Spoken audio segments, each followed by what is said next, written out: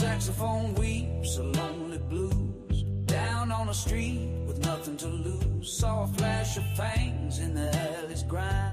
Someone's running out of precious time.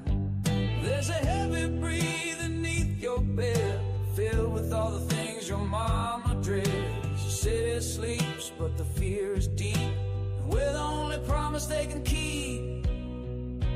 Hear the call cut through the smoky blue. Hoo-dee-hoo-dee-hoo, and the darkness comes looking for you. We're looking too, yeah, the night I'll see it through. Hoo-dee-hoo-dee-hoo, for me and you. Got a call about tracks out in the pines, too big for a bear crossing property lines. Heard the wolfman's howl, a mournful sound on the haunted side of this forgotten town. Got a file for every ghost and ghoul, playing it dangerous just to keep it cool. This ain't a job for a badge and a gun, it's a different kind of war, never truly won. Hear the call cut through the smoky blue. Hoo-dee-hoo-dee-hoo, when the darkness comes looking for you. We're looking too, yeah, the night I'll see it through. Hoo-dee-hoo-dee-hoo, for me and you.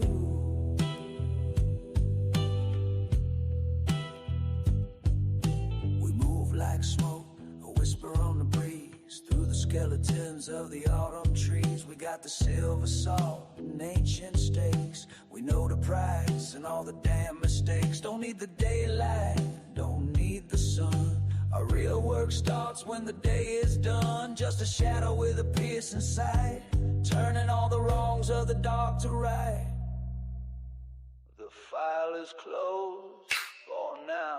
Hoo-dee-hoo-dee-hoo, disappear without taking a bow. We're looking too, into the black we go. Hoo-dee-hoo-dee-hoo.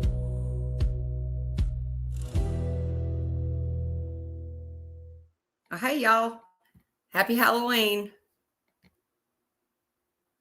Hey, Roger. Hey, you caught me. Bubba. Howdy. Hope everybody had a good Halloween. Miss Amanda. It's a conspiracy. It's a conspiracy. Hey, y'all. You're connecting the dot. That's first. Yep. What day would it be? We're not. PJ. Hi.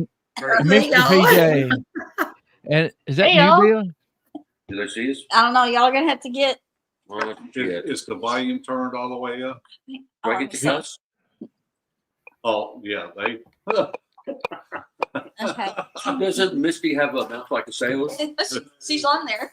You have a mouth like a sailor? I don't Me? know. No. Mark says you cuss a lot. I mean, you're the F-bomb queen. Well, sometimes. But only when I get excited. Only when I'm excited or mad. So, I bought man. well, how is everybody? Steve, Tired. Hillary, Justin, Dog, Joanne, Wendell, Lisa, Blackie, Patrick, Kevin. Well, hey, everybody.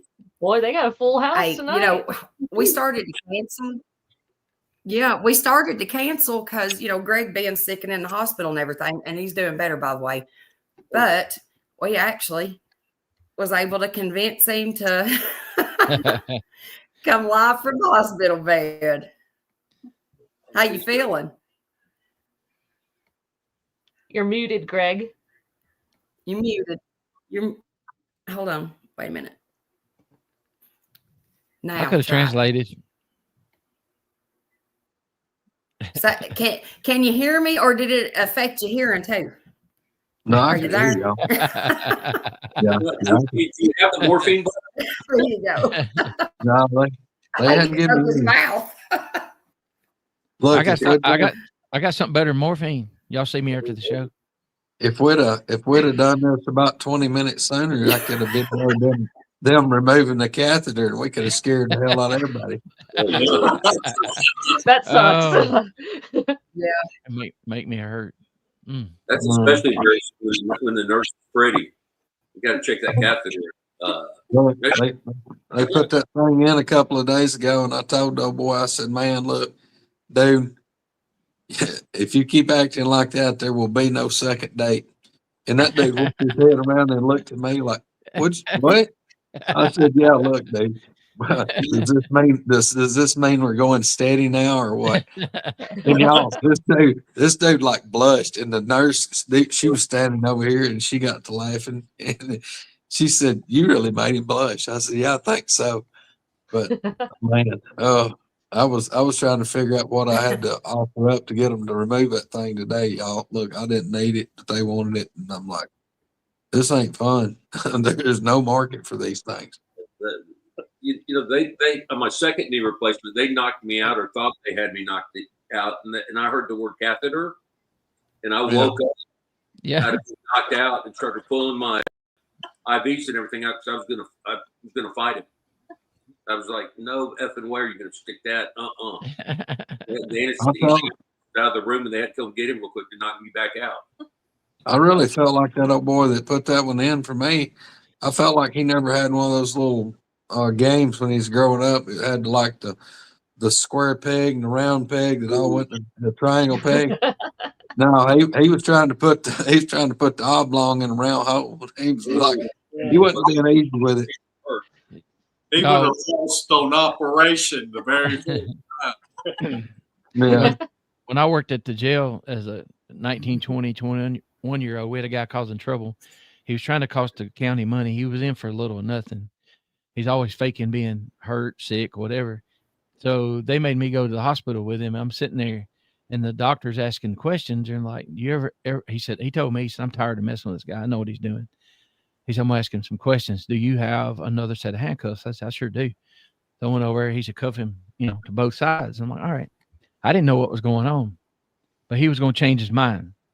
And the nurses already knew. And he's asking questions. He said, "You ever having blood in your urine?" He said, yeah. And I'm like, "Oh, dude, don't say that." Oh, no. they brought out a catheter as big as a hose pipe. And I would have bet everything I had, it wouldn't have fit where they were trying to put it, but it fit. And the next 6 months, he never even for aspirin after that. So the worst is when they send in a pretty nurse to remove it. Yeah. I mean, that's just so wrong. It's not, I mean, that's just bad. That's how, I hurt. Even thinking about it, I had to watch. I had to stay. I said, I'm going to step outside the curtain. He said, "No, I need you here." I'm like, "Oh Lord." Okay. No. And I said it was cold in here, but it wasn't cold. To fly. It was horrible. Well, I learned, unfortunately, I learned that, the tougher the job is, the more KY they use. So, dude, I was beginning to think they used for lubricating jelly. I thought they used airplane glue. It was oh man. Should we turn this? Well, I'm glad you're feeling better, because man, at the camp out last weekend, I mean, we were all worried about you. Man, I really would have probably had to got better to have died. That's the only thing that kept me from dying. It ain't funny, but he wasn't himself. Let's put it that way. When I say I was miserable, No, that's what I told JR. I tell you, Mark told me, I guess my prayer kind of worked, maybe. Look, dude, that's one thing that I really, all honesty, y'all, I appreciate every one of the prayers, everybody that sent text, message.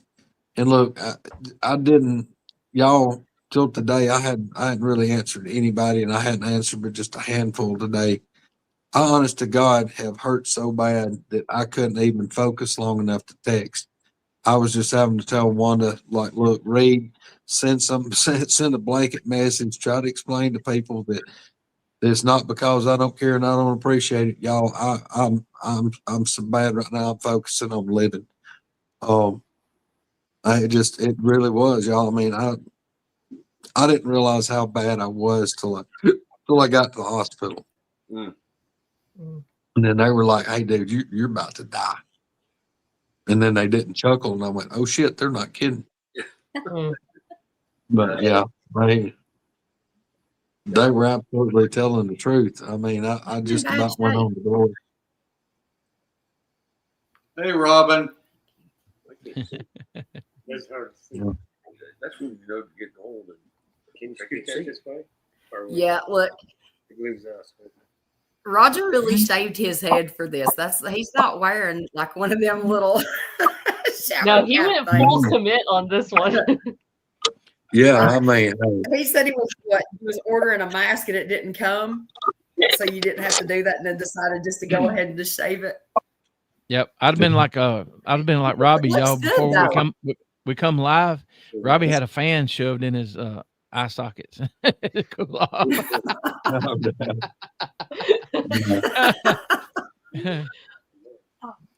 I guess some airflow in this That's thing. got to be hot. But y'all, just before, the ones that hadn't seen on Facebook, my sister went all out and made me some rock candy. And she even put it in little baggies for me, the blue sky, like Walter told. She brought it. It's not real. That's It's good awesome. though. It's a blueberry cotton candy flavor. It's really good. And she brought me some blue water to put in here. Oh my gracious. Yeah. So Moonshine. so if y'all see me, I'm not eating meth, y'all. I'm eating candy. So I'm gonna have some more. Screw this. What flavor So y'all he got out says. there? We'll see how long he stays up. That is actually some moonshine that Carrie Arnold gave Bradley. oh wow. We've been Nice. Yeah. So Did it come that orange color? Or did y'all put something in it? it came that way. Okay. All right. And Carrie. Roger, Say what? look, every now and then y'all throw down that this is for educational purposes only. Oh yeah. Yeah. This ain't real. This ain't real. Yeah. You mean we're live? Yeah. And we're live. Thank you. For like 15 minutes. I wanted the pork pie To- hat. I've got the look. Australian hat, but it's a little bit too big. So, but Peyton brought me this jacket to kind of go with. I'm gonna take this off in a minute. It's hot. Well, I was going to bring some Halloween stuff from Home Depot out here. You know, the stuff that if it hears a noise, it starts talking at you. Put out in the woods. See just Yeah, if maybe they would go off. that's not a bad idea. Yeah. I was about an hour outside of Dallas when I remembered. Man. Miss, Man, y'all. read the names. Can you tell us who's all So, over? y'all had it. Thank you. I can't read them either. I can Yeah. barely see. Oh, you mean like on here with us or in chat? Yeah. We got Good girl. Amanda down here in the corner. She's the conspiracy theorist. Then Roger. I know I was going to change my name, Roger. We didn't. We should have. I didn't. Yeah, I And then should have put Roger. Walter. He's Walter White That- on Breaking Bad. And did we tell who Bubba is? I think a lot of people might know who it is if they watch their channel. But it's, can I tell? Who are you? Bubba. Robbie up there in the wolf mask. Yes, that's Rip And Roaring. then That's Rip Roaring Robbie Ryan. That too. that's right. We got Straight at it. Is that Amanda from Georgia? Yes, sir. That'd be me. it Is is. that possible? We spoke at the same conference back in. We sure did. Yeah, I wish I could have stayed longer for that thing, but with those tornadoes and stuff coming through, I tried to get to the house, and I'm glad I did. Yeah. Man. Y'all, I'll have to look away for just a minute because on the TV right here, I've got the Halloween classic. The Silver Bullet is on. Uh What I Oh, watched tonight nice. before we got on. I think you might be watching the World Series. Look away, Bobby. Don't watch. Greg, is that movie? Why you have actual silver bullets in your pew pew? Well, for educational purposes, Roger. Okay. It may be not. Look, I don't know if they're required to take down something like that. I just know that it's better to have it not needed is need it not have it. That's right. He actually has some silver bullets loaded. You know, I'll tell you something. Last year, me and Greg and Misty and Sherry and Mr. Jim went bear hunting. And Greg asked me what kind of bullets I had in my Colt Honda 44 Magnum. And I told him Hornady or something like that. And he says, take them out. Because I got silver bullets. Booger country.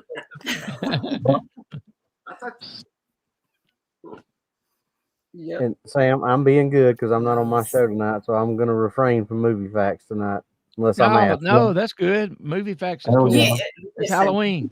No, y'all, y'all know how it is on Halloween. This is kind of our free for all, just everybody kind of hanging out, doing our own Yeah. little Halloween stuff. So Look, this may be the only show you're gonna see a full out miracle performed live on air. just have to. If Greg passes out, the alarm's gonna go off. Roger, look, we've had a blind man regain his sight right here on live. Yeah, we did. What'd you I don't.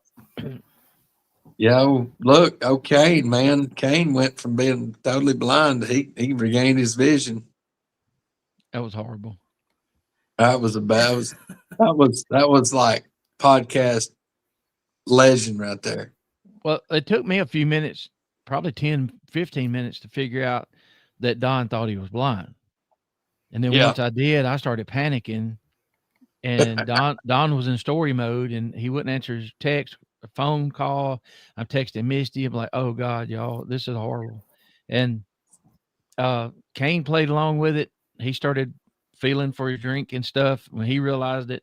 And then Don, after an hour-long story, Misty said, Don, he's not blind. And thank goodness he had a good laugh out of it. Yes. I would have been embarrassed. I would have left, but yeah. Kane was sitting there. Kane was sitting there and had his arms up on his table. That was great. And he had these dark glasses on. He'd like reach around and he was like failing and he'd bump his glass and he'd get it and get him a drink. And he'd feel around and set it back down. And we were about to die because Don 100% thought he thought, well, Kane's, he's visually impaired. He's really blind. And it was like, I'm still not sure why that even came up because Kane is not blind. Because like we're all looking at the cameras. Kane has his set up where he's looking sideways. And I don't know what he said, but whatever it was, that Don just assumed. And he started telling this story about one of his friends that used to drive blind, or they'd let him drive the car or something. And it was horrible. Yeah. Anyway, you never know what's going to. Well, we thought he was talking about his third eye or whatever. And Right. it was just confusion amongst everybody, but it wound up being funny as shit. And everybody was a good sport about it. Thank Oh, goodness. yeah. It was process. When he was sending pictures like he was blind and he started reaching out for his cup, and it was like that was great. I thought that was going to be my last show. Oh, because I didn't want anybody to get offended. Plus, I'm trying to, and I just told Misty, I sent her a message. I said, now just get me out of here. Something I can't get him to stop. But anyway, it worked out. Just kill me now. Misty. So, is there other shows going tonight?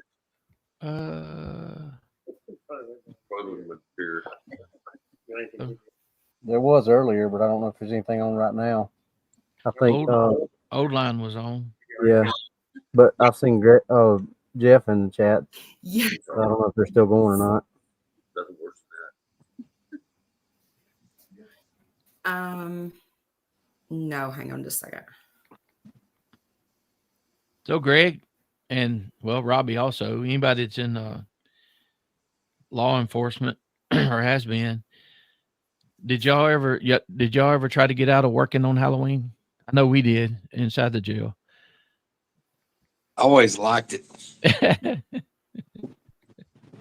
Yeah.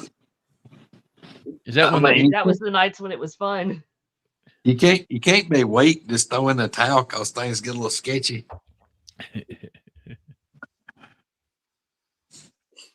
I mean, look, 100%. I can tell you, I don't know that Halloween really made a difference, but I know full moons did. Absolutely. Yep. Because Nice. what you do, you check the schedule at the first of the month where the full moon's going to be and if you're off or not. Man. what? Where are you at, Robbie? Somebody said you're supposed to be live from Dogman Ranch. That ain't me. That's Tex. Oh, okay. I didn't. That ain't one of my nicknames. Okay. Man. Well, they I'm reading the chat here. I can't even see chat. I don't know why. I can't. The way it pulled me up on here, I can't even see anything. I don't know why, but I don't know. Has Spencer been in chat or he's asleep, out trick or treating? What? Probably out trick or treating. I don't know. Y'all keep it going for just a second. He's probably on the way down there to see you. Well, he may. Look, he's Either that or he's got an apron on. He's cooking. Yeah. He's been calling and messaging, wanting to check it on me. I'll give him. He's been concerned for me, and I appreciate it. It was sure good to hear your voice yesterday, Greg. Whew. Man, I'm not kidding y'all. I done got some touch and go-ness going. It was a little iffy. I mean, it got bad all at once, and it was just everything was such a fluke. I mean, it wasn't like I'd been eating 3 bottles or 3-4 packs of Rolaids a day. I was taking, a lot of days I wouldn't take a single one. And there's days when I'd have real bad heartburn, I might take 3 or 4 in a whole day deal. Be up 20 hours and I'd take 3 or 4. I didn't think it was that big a deal. But apparently that Rolaids and stuff is like almost pure calcium, and that stuff will sit in there and just wait. And my calcium levels was like astronomical through the roof. And I clogged my kidneys down with calcium. So they've been giving me shots. It's kind of like a calcium buster. It's something to make the calcium dissolve, and they're really restricting me on. I've got to write down if I swallow a teaspoon of liquid, I have to write it down, time, date, and then they measure everything. All the urine that comes out has to be measured and recorded when it come out. But they really thought yesterday that they was going to have to do at least a temporary dialysis. Oh, Lord. And I'd probably been on it for a couple of months, but they said that they thought that, it would be temporary. But my levels had improved enough. This morning, they decided then that from yesterday evening until this morning, said, look, I'd improved, and they really didn't have to do that. They said they were going to give it a little more time and see, but right now, as long as I was kind of holding where I was or gaining a little bit, that I probably wouldn't have to do dialysis at all. Let's see what that. Hey, I'm doing pretty good. Look here, I got a nurse come in checking on me. We're doing a podcast. We're doing a Halloween podcast. Walk around over here. You coming in way better.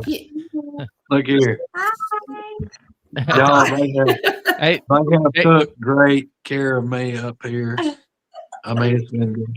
That's awesome. Introduce yourself. I took care of them a couple days ago while there. Yeah, they alternate in about every other day. So yeah, but y'all, I've been blessed with some great people. So let me tell you something. If you're ever in North Alabama and need a hospital, come up here to North Alabama Medical Center. Everybody up here, y'all, has been wonderful. Wonderful. What town? You doing better? That's awesome. Greg, I'm gonna clip you out while she does what she needs to do. Go for the best live shot of the year. I'm gonna have to put my real costume on now. Yeah, Miss Verby said, "Look at that lady dressed like a nurse."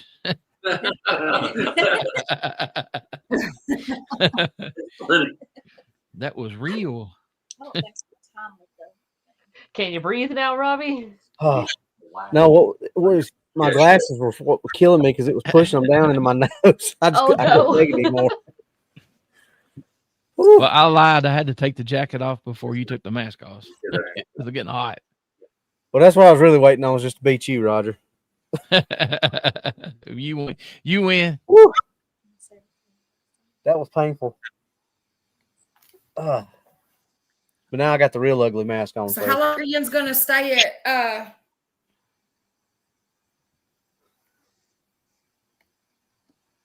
You there? Hello? No, I was watching Greg. I think he's are you ready to come back? As long as they ain't putting a catheter in, bring him on. Oh, no, I see you down here going. They say cough real deep, and then that still doesn't help. Y'all, yeah. She was just checking. I was trying to let her have her privacy. Nah. They wasn't gonna do nothing. Y'all, when that girl took that, when she took that catheter out earlier, I told her, I said, "No, look, don't be trying to crank me like no chainsaw." Oh, Lord. I hope she laughed. Yeah. Oh yeah. Yeah. Jokes I got. Health not so much, but jokes I got. Well, you have a new audience, don't you? Yeah. Y'all. But this bunch of people up here, I'm not kidding. This is the nicest bunch of people and absolutely the cleanest hospital I've ever seen. Which is not but about 4.5, 5 years old, I don't think. But y'all, it's spick and span. Clean as it can be. That's awesome, because a lot of places ain't like that. And you realize when they're dirty if you're in there as a patient. You're going, oh shit, when can I move? Yeah. Yeah. I was telling them earlier before the show, the cool thing about it is if I went out and I can see the Tennessee River. It's about probably less than a quarter of a mile out this window.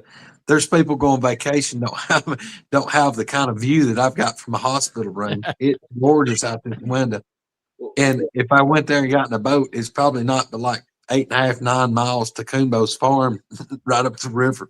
So, yeah, it's food. Man. What was that? I missed it. No, I just said, how's the food? Oh yeah, there you go. Well, I hadn't been able to really eat anything. So you're I've been on a liquid diet. So the apple juice and the cranberry juice is great. Well, that's a good thing. Yeah. Oh man. But I did have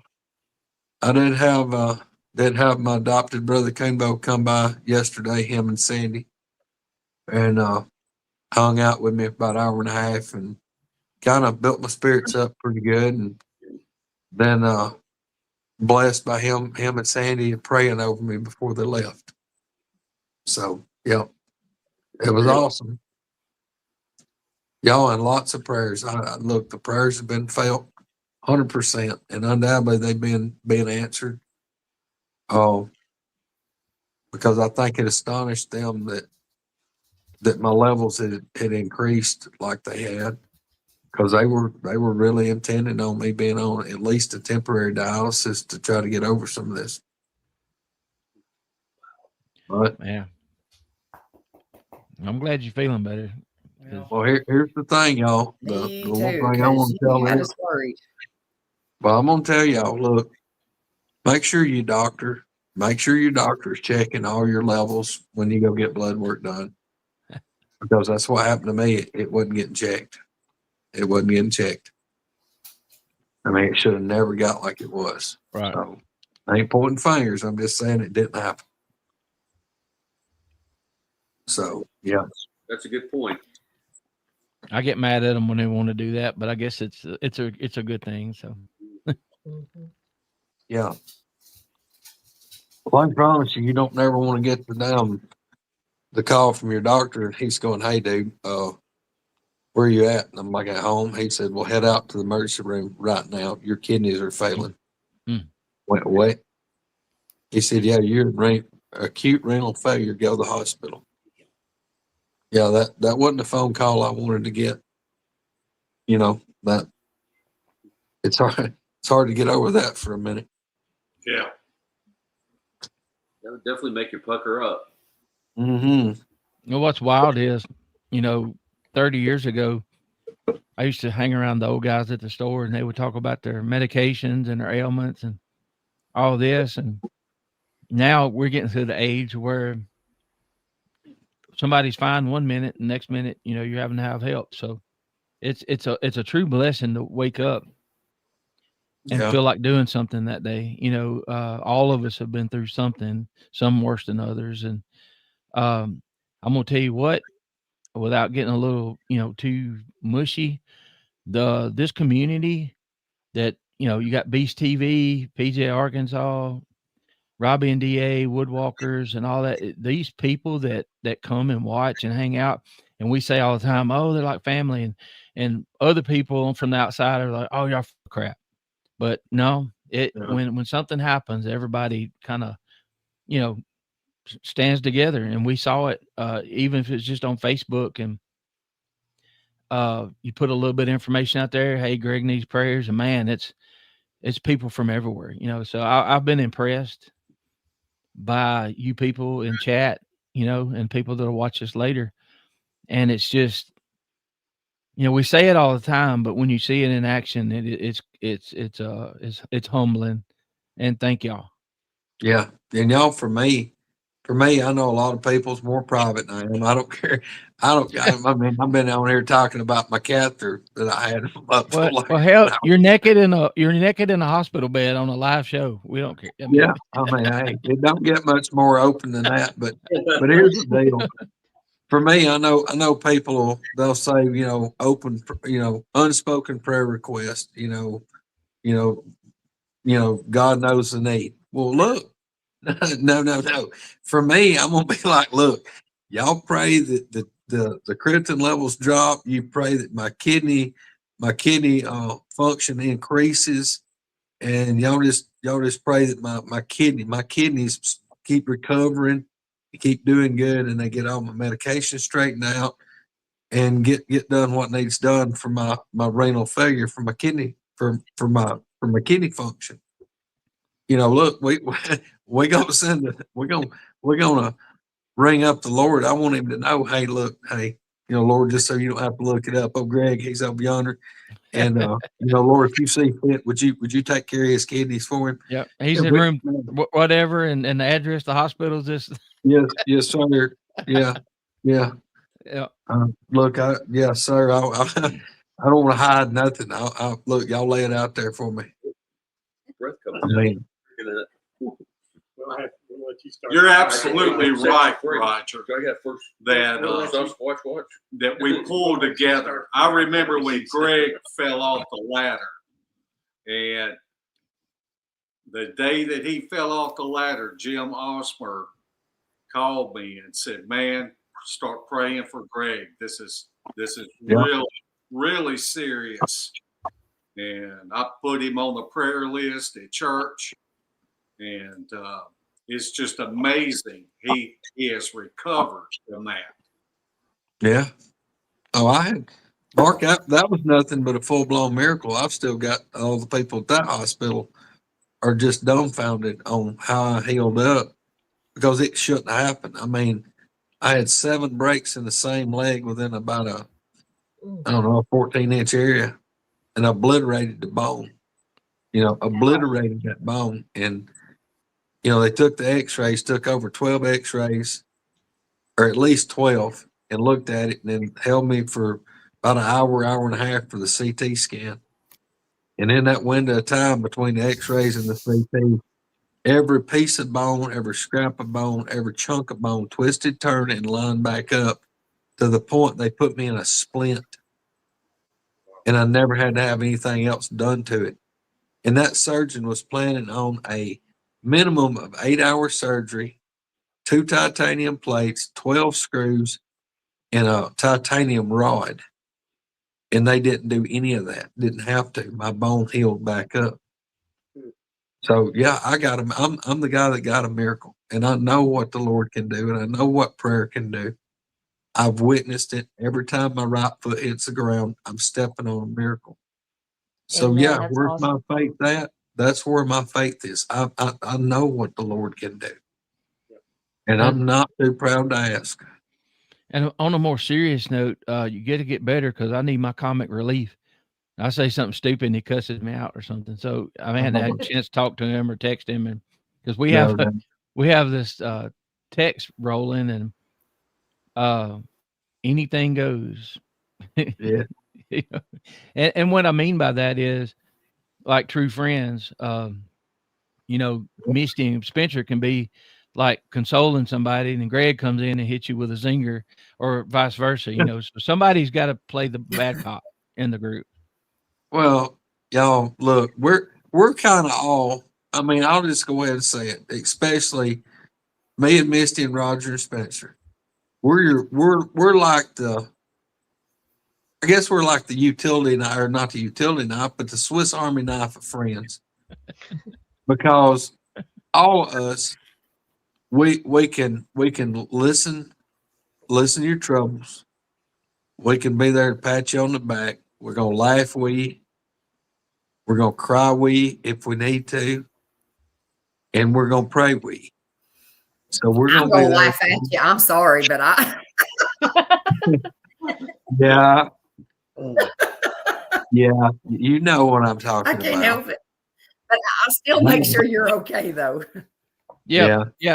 Except if it's Spencer, because he sent this thing one time where he was hurt, and me and Greg's like, "Oh man, you are you?" And Misty's giving him heck. Like, I think he fell, didn't he? Fall and hurt himself or something. Specifically typed, but did you die? Off the ladder. But you're okay. That's the important part. Yeah, she typed it out, but did you die? Man, he didn't do nothing but fall like off of a house. It wasn't that far. I mean, come on. It was for him. Yeah, exactly. It was a long way for him. Spencer's got that doc disease. You know what Jim always tells me? He said everybody's legs are the same length from your ass to the ground. So he can't help that his torso's just short. And it's awful, y'all, because I used to not be, I was this way, but then they kind of brought it back out. But quick story, we always make jokes about Spencer's height, right? Heather runs and buys a chair in the big and tall section, and we go to the little concert there. She sits down, her legs are dangling. Well, let me sit in it. And mine's the same way. First thing I thought when I saw her legs dangling was that, like Spencer sitting in a normal chair. And I blamed that on these two over here, because normally I wouldn't have thought that. I mean, hey. But we found a chair, and me and Greg one time was running around Alabama, and we went in a thrift store, and there was a little kiddie chair there, and he said, "Hey," he poked me and said, "Hey, think order about that," and ship it off to Spencer. And I'm like, "Shut up, man." Sorry, Spencer. They started it. It'd be funny in high chair.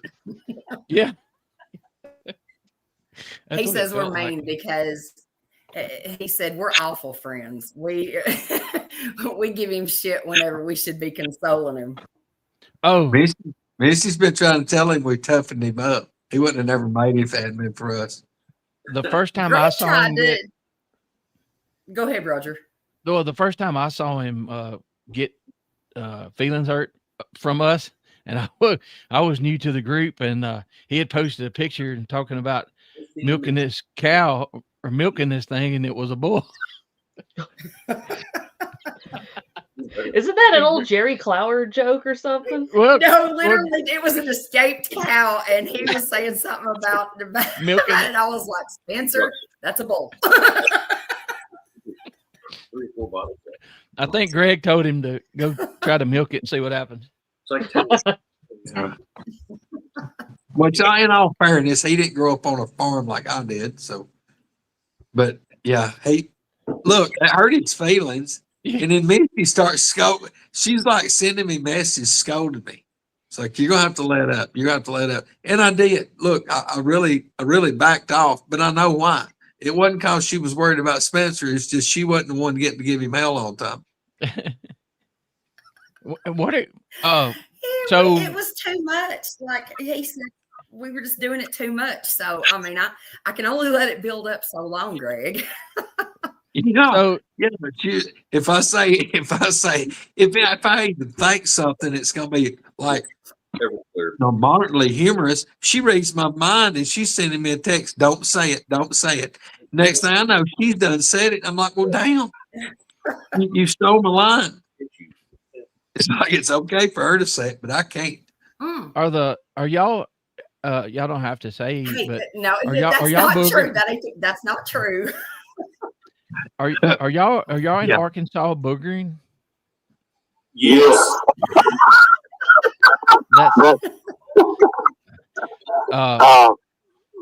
Jeffrey put your bacon away. Jeff, speaking of hold on, Jeff.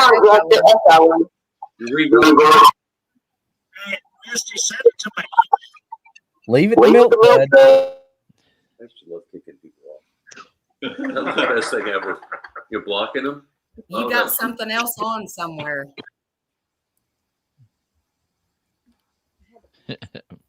You got something turned on somewhere else.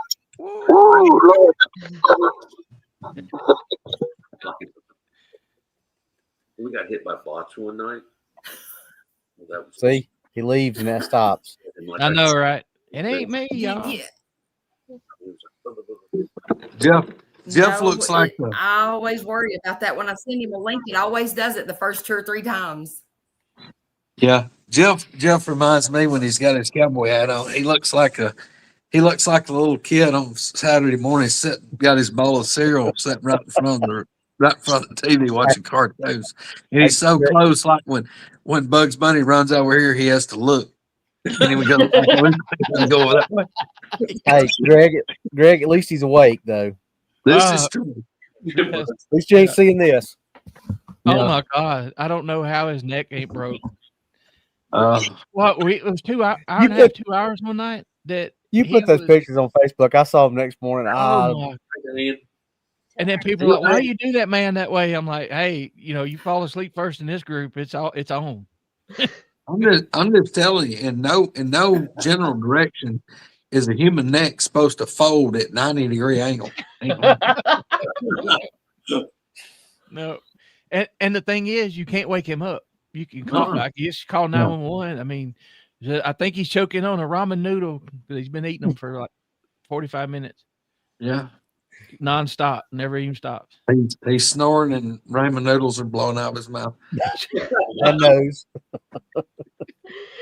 At least you just took his picture. If he was in person with him, he probably would have had something drawn on his face that he didn't want. You're right. Yeah. Oh yeah, Patrick, the comment there, he's falling asleep with a lit cigar in his mouth also. Yep. Oh no. But me and Patrick watched him one night for over an hour just because we was like, well, we was trying to figure out what county or township we needed to call 911 if his house caught fire, and he was sitting there because he was smoking a cigar in his sleep.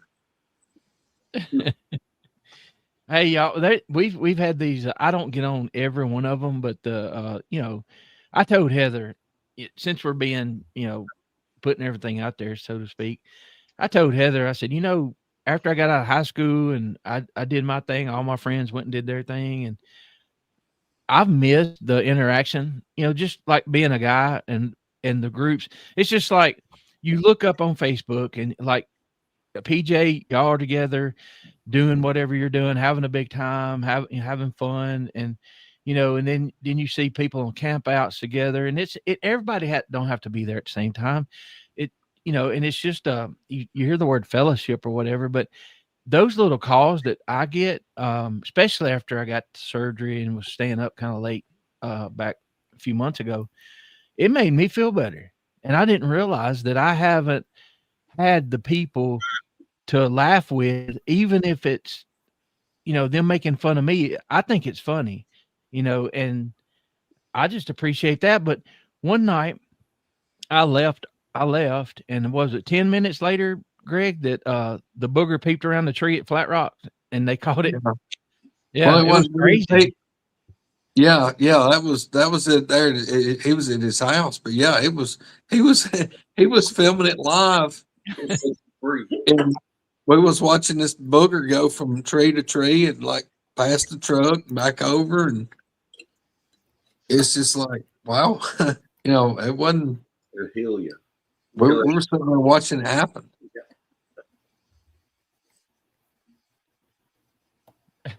Carl says he fell asleep in chat. I don't know how long I've been watching, but I heard Greg's voice and woke up. Man. But y'all, I don't know how much longer I'm gonna be able to hang in here tonight. I'm gonna have to kick black and Patrick. kick back the blacks. Well, good to see you. Well, I knew if I could at least draw a breath, I was gonna come on and tell everybody how much I appreciated them and how much I love y'all. That's what counts, y'all. I mean, what makes life worth living is surrounding yourself with people it's worth living for. Yeah. Amen. That's very true. Yep. And just text me when you're ready. I won't bug you, but when you're ready to kick back up, let me know. Oh yeah. I'll know when you're feeling better because I'll start getting stuff back on Messenger again. Yeah, well, I'm hoping, I'm really hoping to be to escape from here, by about Sunday, or who knows, it might be tomorrow evening. But yeah, I mean, I'm daylight and dark from what I was. I'm still not well by a long way, but I'm a whole bunch better than what I was. Robbie, how is DA doing? He's doing better. We went to that conference in Ohio last weekend, and that was a long conference. But he's got those patches he wears, and that's been helping him. And I can't remember if it was his pain management or his other doctor. They thought they was going to have to do that surgery, but something worked out, and I think they're going. Once they get the pacemaker thing situated, where they can get some more MRIs done, I think they're going to try to do that. I can't remember what it's called, but it's basically it puts that little nerve stimulator in there that it won't fix it, but he won't feel the pain like he's feeling it. Now, he's still probably going to have to get a wheelchair to get like for long stuff, but yeah, and he walked with his cane a little bit this weekend or last weekend, but I mean he's dealing with it. Yeah. And Greg, anybody to go down to the man cave and feed the boogers fish grease, just let me know. No doubt. I'll tell Peyton to do it. Yeah, I wouldn't advise that. I'm glad you're feeling better, and I'm glad you got to come on here for a few minutes and let everybody know. Everybody's been really worried about you. Well, yeah. I had to get on here and talk to y'all. Look, I mean, I hadn't talked to Misty or Roger, Spencer, nobody. I mean, I hadn't talked to nobody. And I know they knew when I wasn't talking to them, I was bad weight. Yep. And I told Wanda, I said, look, I don't even feel like I can hold up to even text somebody right now. So you understand. Yeah. You get the award for the best live shot.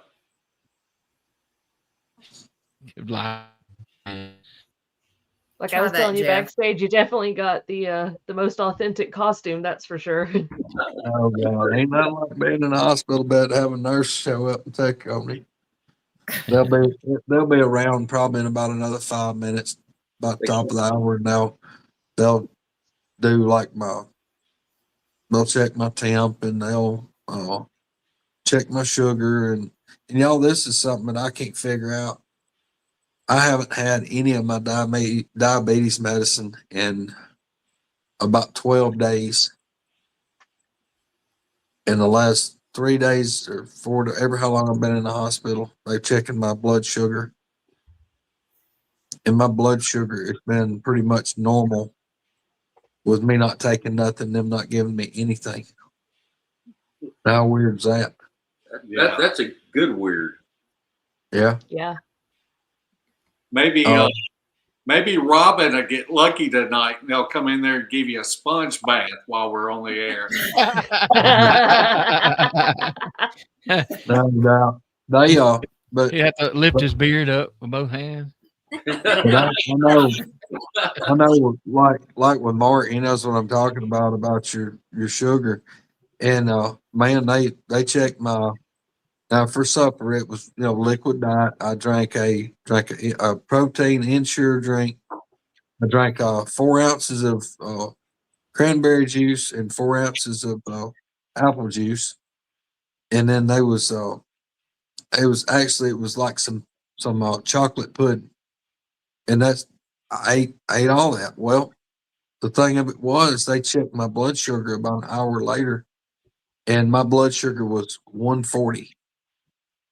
That's good. Yeah. I mean, I couldn't believe it was that low. So I don't know. So, well, guys. Well, one thing about it though, you ain't been smoking while you've been in there. You ain't been eating no bunch of crap while you've been in there. So that right there ought to tell you something and yes, I'm fussing because you may not have to have it if you did actually do what you're supposed to do. Just saying. All right, there, pot and kettle. Yeah. He's gonna say that. He ain't following around the neighbor's lawn. Last night at like 3:00 in the morning. Yeah. I'm not doing 2 a.m. reconnaissance on the neighbors hanging down cameras in the trees. or following them around on their mower, gathering the clippings and making a salad. Yeah, making a salad out of their yard grass. It doesn't look like no shit. You, yeah, kind of. Hell with it. It'll be all right. Yep. Misty, ain't I don't that know what to poisonous? tell you. I got you some yard clippings heading your way. Oh my God! I'm like, ain't that poisonous, Misty? Oh yeah, if you chew it, it is. I'm like, wait, yeah, what? you can't chew it. You can't chew it. I'm trying to help you out, Roger. I know. I know. I'm scared. Yeah. Don't be scared. Roger, hold your nose and take your medicine and be quiet. Don't chew it. Just let me force it. Don't be asking all these questions. Oh my gosh. Just guys, take it. Take it like a man, Roger. I'm gonna run. Y'all have happy Halloween, everybody. Love y'all. Big love to everybody. Noble, holler at me. Hopefully I'll get to see Paul and Pam one of these days again. Yeah. Well, you're in our prayers. Yes, you are. And we love Robbie, you. love y'all too, man. Robbie, you gotta figure out one of these days when I can get Robbie and DA and Doc down here to the man cave, the infamous man cave. Robbie gives a tracking 101 session. Yeah, well, that's what that'll be fun. We'll go all Spencer was kinds of wanting to do that. Yeah, dude, it ain't much, but it's nearly nothing. But hey, it's just a cabin out in the middle of nowhere, kind of. It's the best kind. Yeah, It is fun. I was about to say that too. I remember I'll never forget this. The first time I was new to the group, and Mark had gone down there and Misty, and I kind of knew who some of the people were, and I was looking at it, and I'm like, man, that looks a little spooky. And then I'll never forget Misty had the recorder on, and something popped off, and it's Mark. I remember that. Yeah. But I'm telling you, Yeah. he was missing out. I know I sounded scared, but I was just excited. But I knew what was going to happen. As soon as everybody left me, I knew what was going to happen. There's already stuff going on, and when he walked off, here it got started. Mark, tell everybody now I experienced this last weekend. We're cruising around the fields, pitch dark, late at night, early in the morning. We get out, get quiet, people making calls. Then you see a light 300 yards away in the woods. I'm like, what is that? Oh, it's Misty. He's like, she just disappears. Like you can't keep up with her. You have to do a head count every time you get in the vehicle. You're like, okay, it's Misty here. Yep. And I know you've experienced it. I tell you, Sherry holds me completely responsible for this because she will slip away from you. And one time I think she's finally learned she can't hold none of y'all responsible because I kind of don't listen. No. I was nervous getting, 20, 30 yards away from the truck, and she's just gone. The first time I ever went out with Mark and him, I was new to this, and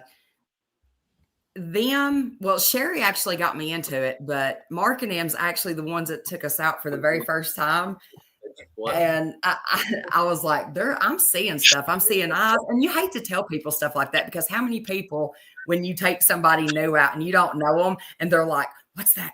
Oh, I see something. I see eye shine. You're like, man, don't start that shit.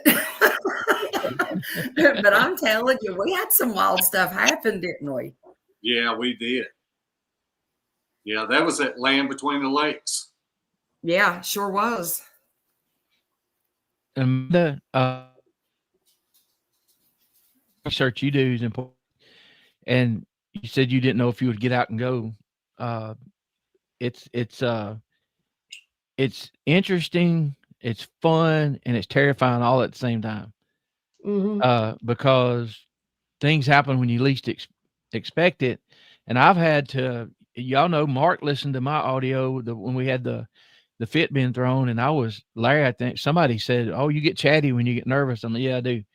And I've had to try to combat that. And I think being around more experienced people helps, but you need to get out and go sometime, you and your husband. I think I'd feel a whole lot more comfortable with it, being around, folks that I trust, like insert people here and folks in chat and everything that I know and have gotten to know here recently. So yeah, I think I'd be a little bit more comfortable with it then. Yeah, it helps. It really does. Yeah, I think so. Well, Mark's I real promise good. if you're out with any of us, we're going to try our best not to let nothing happen. I ain't going to say we won't, because stuff has a tendency to find me, which is why I try to not go and find it. Well, hey, now I can't say nothing on that because if you go out, you're probably going to have some stuff happen then. Mm-hmm. They do like girls. Yeah, yep. Especially if you're already a magnet for them. Yeah, that's why I got my tin hat on. Keep the magnets. Anybody that's watched our show knows when we go out, we have an official Robbie Wrangler because I'm all over the place. I don't pay attention. I go. So Noah has become the official Robbie Wrangler to make sure I don't wander off and get hurt. Forget it. Hey, Misty. Yes, sir. I think we're going to get off here and we're going to go out by the campfire and set up recorders and see what kind of activity we can get tonight. And drink some brown liquor. You forgot that. Yeah, no, I don't blame you on that one. I do have a question though. Did you listen to what I sent you? Yes. What do you think that is? I don't know. When I get back home, I'm going to put it on the spectrogram. I mean, I know. I just want to see what the hertz are on it so that I can compare it to like a Jake brake or an airplane just to eliminate that. But Yeah. I don't Hey, think it's either one of those. But hey Misty, we need to get him that howl from around my house that we played. Let him put that on there. You know which one I'm talking about? Yeah. Mm-hmm. Did you hear that? The what I had shared on the page? It was weird. If any of y'all's watched the War of the Worlds movie, that's almost exactly what it sounded like. That's not creepy at all. No, hey, I was out back by myself. And what's so weird is I hadn't even been outside in like a month. Y'all know that I go outside just about every night and hang out or whatever and just listen or, kind of up until in the morning. Well, I hadn't been doing it because I've been so busy and then it's been bad weather. Well, I was sitting here and had just got done milking the goat and everything. And I was like, man, I feel like I need to go outside. And so I went back out and called Mark because he had sent me a text about checking on Greg. So I actually called him, talked to him for a few minutes. And as soon as I got off the phone with him, I was like, oh, turn your phone on, put your recorder on. And I did. And I had it going for maybe 2 or 3 minutes. And so when I walked past it, I just shut it off and cleared that off. That way, I didn't have so long to have to try to go through it once and then just restarted it. As soon as I restarted it, probably wasn't going 30 seconds. And then it just out of nowhere, that just went off. And it was really, really strange. And there was no planes. No, usually if I hear a Jake brake on the highway, you can hear that little like rumble that it's got to it whenever they hit it. This wasn't like that. It was more of like a smooth sound, but almost like a didgeridoo type sound, but just really smooth. Interesting. It was odd. Yeah, that'll be neat to see what Mark comes up in his spectrogram analysis on that for sure. I'll have to go back on your page and look and see if I can find it. Yeah, I'm not saying that it's, something crazy or whatever, but I'd be curious just to know what it is, especially because it was really loud here at the house. And there wasn't anybody else outside. It was raining and probably, I'd say in the high 40s maybe. So I guarantee I was probably the only one outside. But y'all go enjoy your night and thanks for coming on. And I hope you kept something good. Thank Good luck. So It'd be real good to get something on Halloween night. That'd be real cool. Yep. Good to see you. It's really good seeing you again, Amanda. Yes, sir. Let's keep in touch for sure. She is one of the best conference speakers that I have ever heard. She had everybody just glued to her. And I'm blessed that we are friends. I really appreciate you, Amanda. Well, thank you, Mark. I appreciate you as well. Thanks for the support. I don't that mic drop moment she had at the end of her presentation. When I was watching it on YouTube, I just sat back in my seat and went like, "What?" And I started doing a little research too with the painting. Is it Sistine Chapel? Yeah, it's at the bottom.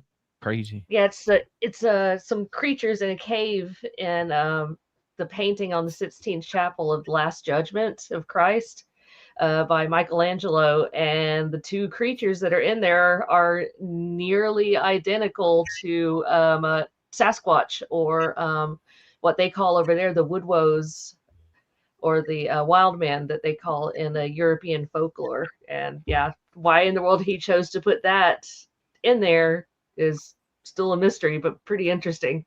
Absolutely. They did drink wine back then, though. A lot of it. All right. We'll see y'all later, and happy Halloween. Happy Halloween. Good night, y'all. Yes, sir. Have Happy fun. Halloween. Y'all have a good night. Y'all too. Y'all take care. Bye. What? Yeah, I agree, Tammy, in the comment section. There he goes again. Jeff, you're still doing it. Misty, that could have been Jeffrey coming over on the cable. It could have been what? Jeffrey coming over the cable. Yeah. on the zip line. It might have been. If it was, I'm pissed off that I didn't get an invite.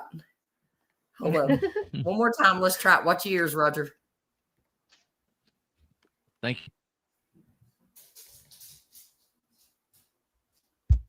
It ain't even going to unmute him now.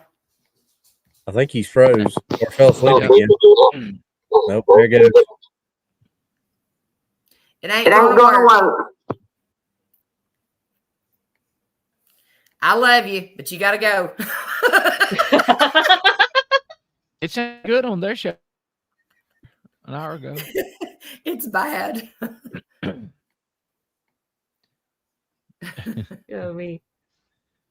Well, if he's cutting out and stuff, I hate to cut y'all short, but I've actually got to go to work in the morning, so I've got to get myself wind down for the night. Thus the last minute costume here. But this was fun, y'all. Thanks for having me on. Hey, there ain't a thing wrong with that. Well, we're glad you came on. I hate that you can't stay longer, but trust me, I get it. That's one reason why we decided to go ahead and do it a little early, because he said you was gonna have to work in the morning. Yeah, I appreciate that. But yeah, y'all keep it rolling. Have a good time. All right, good night to everybody in chat. I'll holler at y'all later. Night, Amanda. See you later. Good night, y'all. Good night.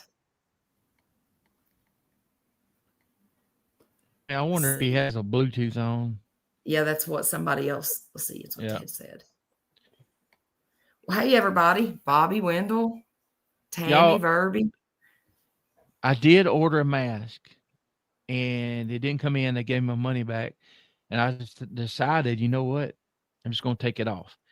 So my mom, I sent that picture that I showed y'all on Woodwalkers. My mom thought it was AI.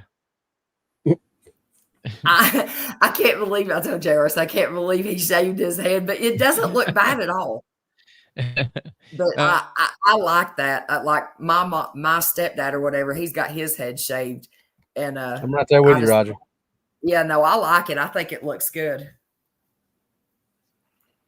Man down, Roger. Hey, Misty. Misty, send me your email in Messenger, and I'm gonna forward that to you. Then you can send it to Mark. And if you want to play it on here, you can do that too. If anybody on here hadn't heard it.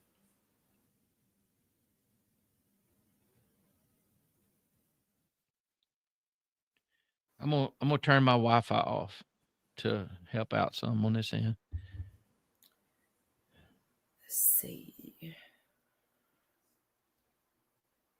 I gotta give you the right one. Hang on. Yeah, give me the right one. I don't send it some random person bill. What the? Well, I've got two different ones. I have one that I've had for a really long time, but it gets a lot of junk mail and crap.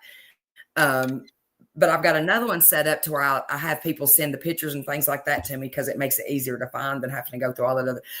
When you do your Christmas shopping and you sign up on all that email bull crap, y'all know how it is. You go out of it and you still wind up getting it. I just want to give a shout out to Rachel for making the Blue Rock candy. And that is so awesome. She did a little research and looked up the show and put the little baggies, the blue sky. And y'all, it's fake. I'm just letting everybody know it's fake. The show's for entertainment purposes only. For entertainment, yeah, that's right. Thank you, Robbie. Yep.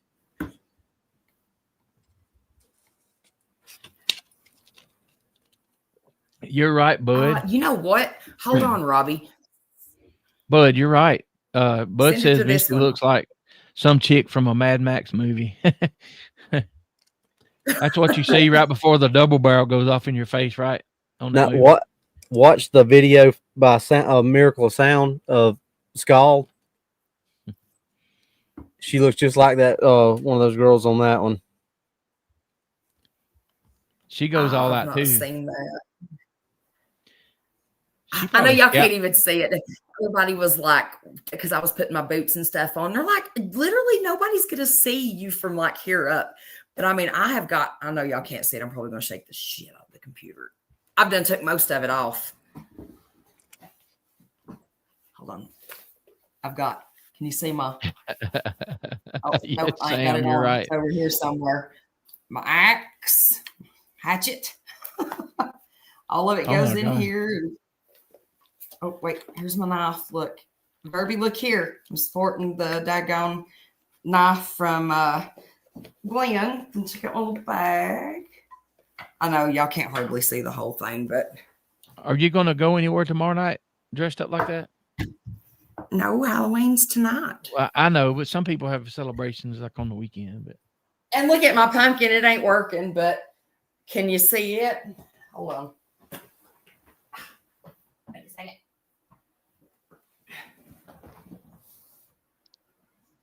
Valhalla. Says see you in Valhalla. I missed you. It's sent. All right. See if I can get it to upload. Because I'm not really sure how to do this like this. So I'm learning a lot of how to use StreamYard and everything. I just figured out yesterday how to show files from my computer. Really? And video, stuff like that. I had no idea. Hang on just a second. And I found the video from when I found the tracks in the LBO. I thought it was gone, but it's in there. So I may show it sometime.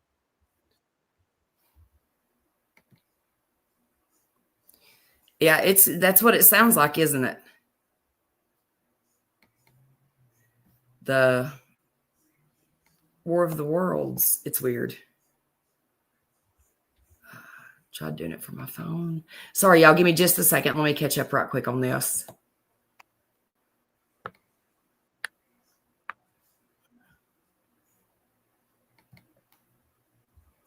You're welcome. Wanda's been keeping all of us updated.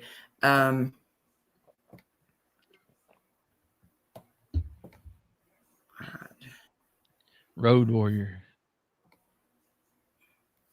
I had to tell everybody. Well, I didn't have to, but last night when you called me Gator, I think Greg. I don't remember who gave me that. Probably Greg. Okay, Robbie. Let's see if we can get it on here. Yeah, I think it was that. I figured you was going to be the only one that even got that.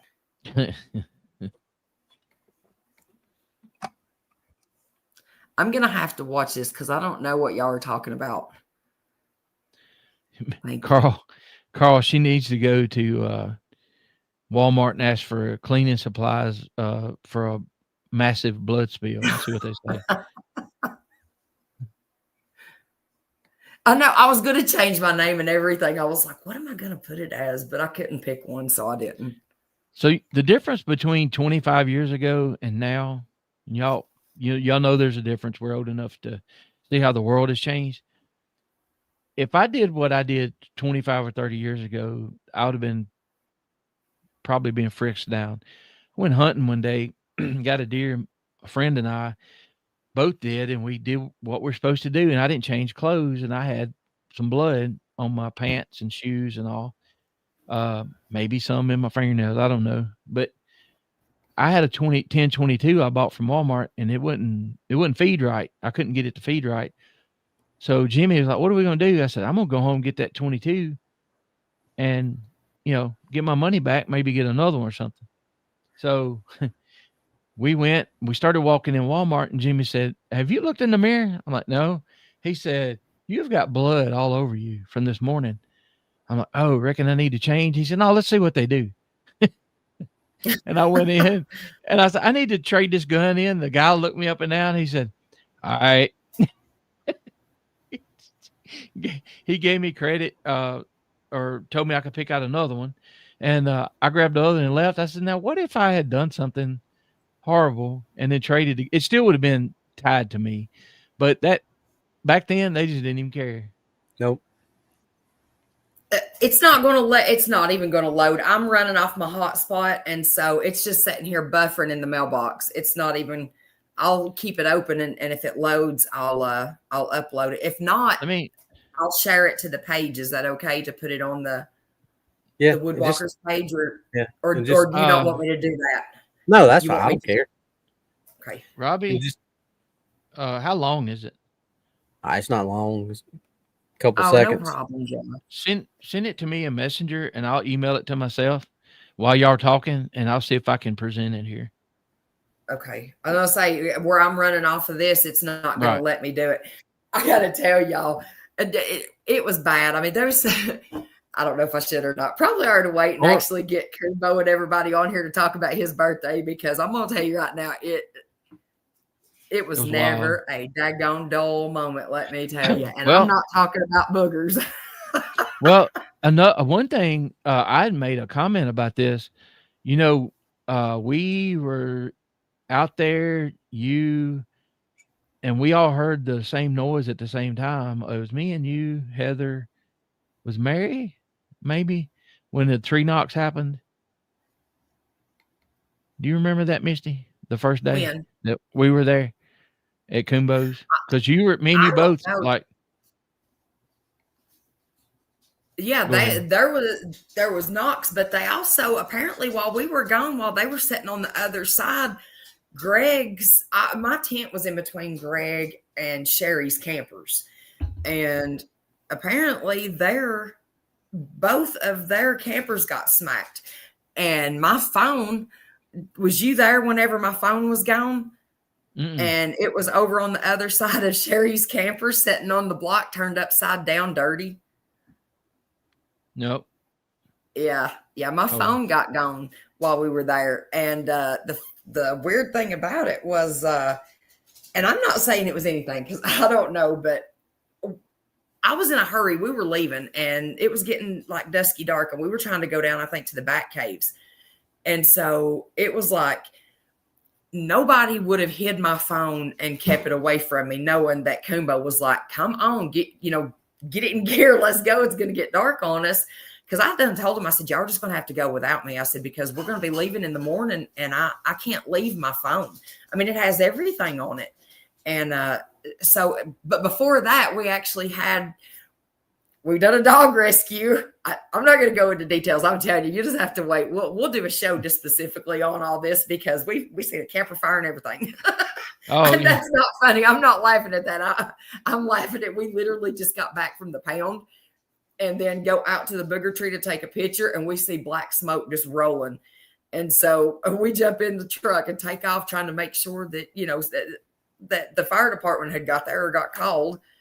We get back, and then it's one thing after another, just either boogery or something. But yeah, it was never a dull moment at all. Nope. Let's see here. I'm going to try to email this to myself.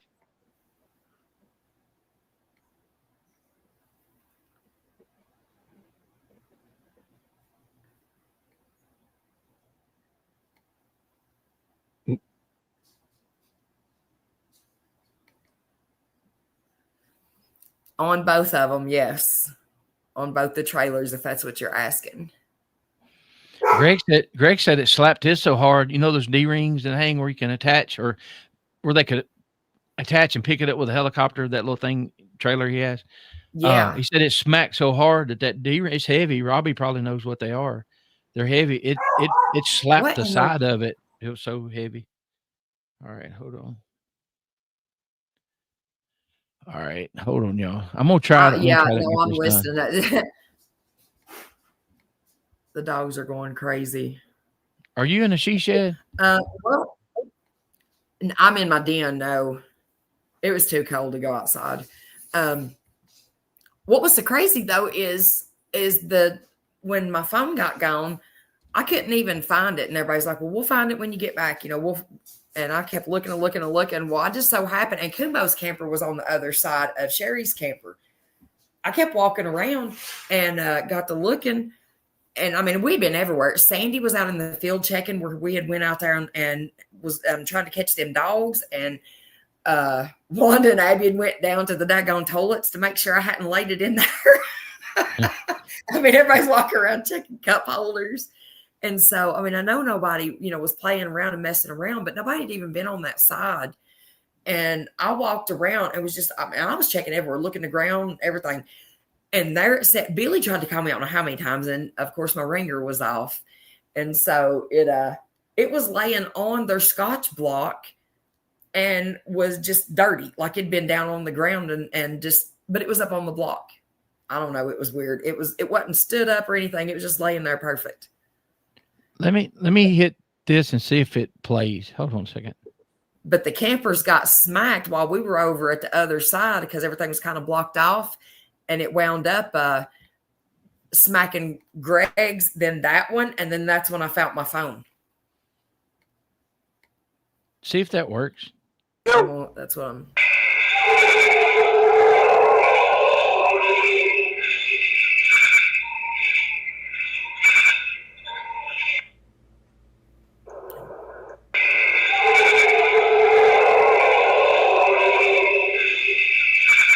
Wow. What do y'all think of that? That's DA. DA. I'm gonna remove it now. Is that okay? There we go.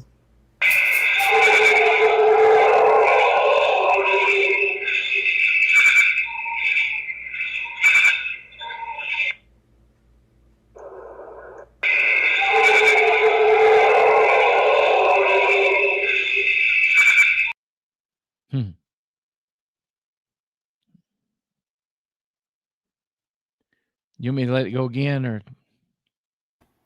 No, you can take it off. Sorry. My dogs are wanting to be loud tonight, so I had to keep hitting the microphone mute. Well, I'm glad I got a chance to do this, because if I'm on another show, I don't know how to present. That was crazy. Yeah, thanks, because I couldn't even get it to load. That was about 20 or so miles from my house. That's crazy. I don't know if let me see if I can get this to. So have y'all had anything going on recently around yous, or been going out, or got any plans, or? Well, there's been a lot of stuff that DA's found around Missouri here lately. We're planning on another one. We haven't really got anything on paper yet, but there's one place that we really want to go to, and supposedly it's upright canine type cryptids. And I'll let DA's in the chat. I'll let him tell where it's at if he wants to. But yeah, there's a couple of good stories about that one that we're wanting to try to go.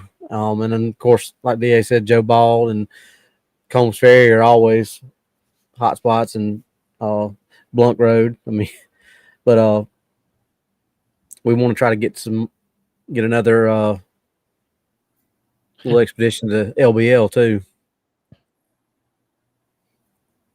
So somebody, hold on a second. The name looks familiar. Brian Robinson. Are you from my area? Marshall County, Tennessee?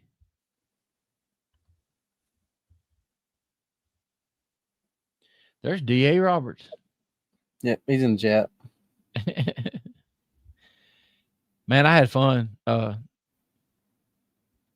talking to y'all. It's fun to like throw ideas up against the wall and hear other people's thoughts also, because we're not just doing shows. It's like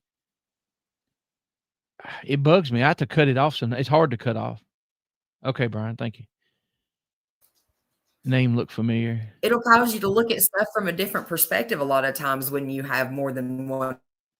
That's why I shared what I shared. I mean, a lot of people don't do that because they're afraid that people's going to steal it. But how do you figure stuff out if you don't talk to people about stuff? I didn't know what that was. So any opinions I could get was welcomed. I mean, you got to be able to talk to people, or how do you figure stuff out? Yeah.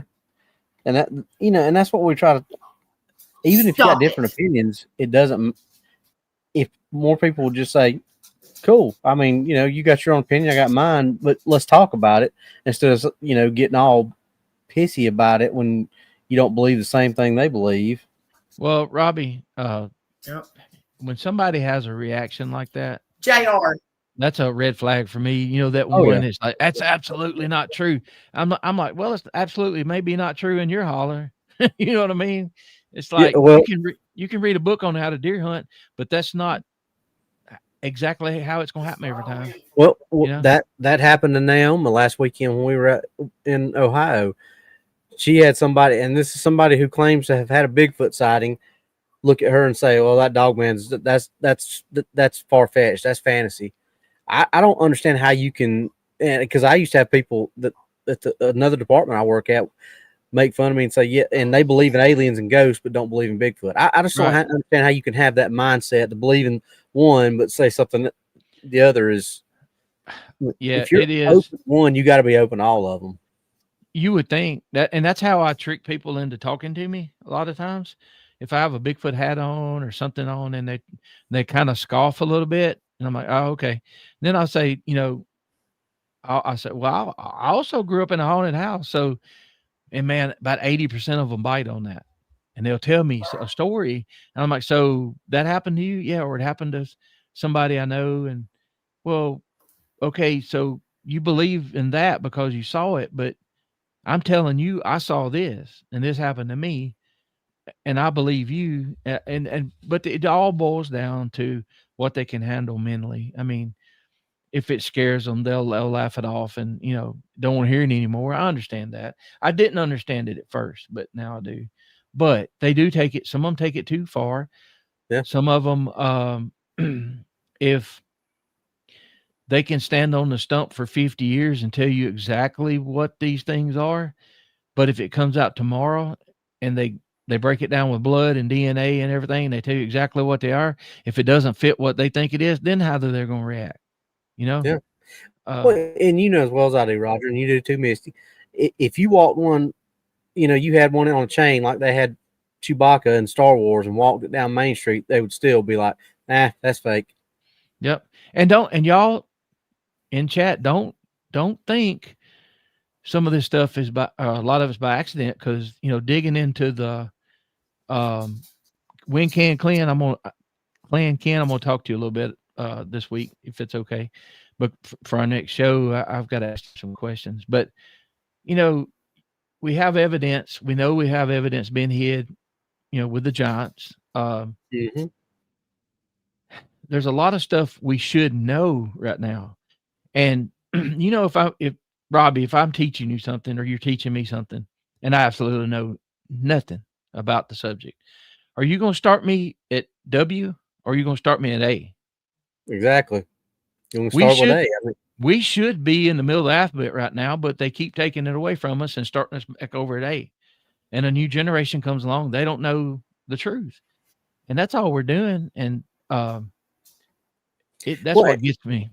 And we say that all the time, DA, and I do, trying to, investigate things like this. Some people want to, start at A and then go straight to Z and miss all the points in between. And you can't do that. I mean, you have to eliminate all possibilities before you can say something definitively about anything. Yeah. And I'm comfortable enough to say I don't know. Yeah. Because if I am comfortable enough to say I don't know, then when Robbie or DA comes along or Misty and says, look, this is the direction you need to go because of this, then I'm open to it. People that think they know everything, that's as smart as they're ever going to be, and they're okay with it. That's fine with me too, but don't be getting on to me about it. Yeah. Well, and there's plenty of people that say, "Oh, I'm an expert in this field," and DA and I, we say it all the time. If somebody tells you they're an expert in this field, you need to turn around and go the other way. Because there's no expert in this field. We're all guessing. Everybody. Now, take it this way. I can play this side of it.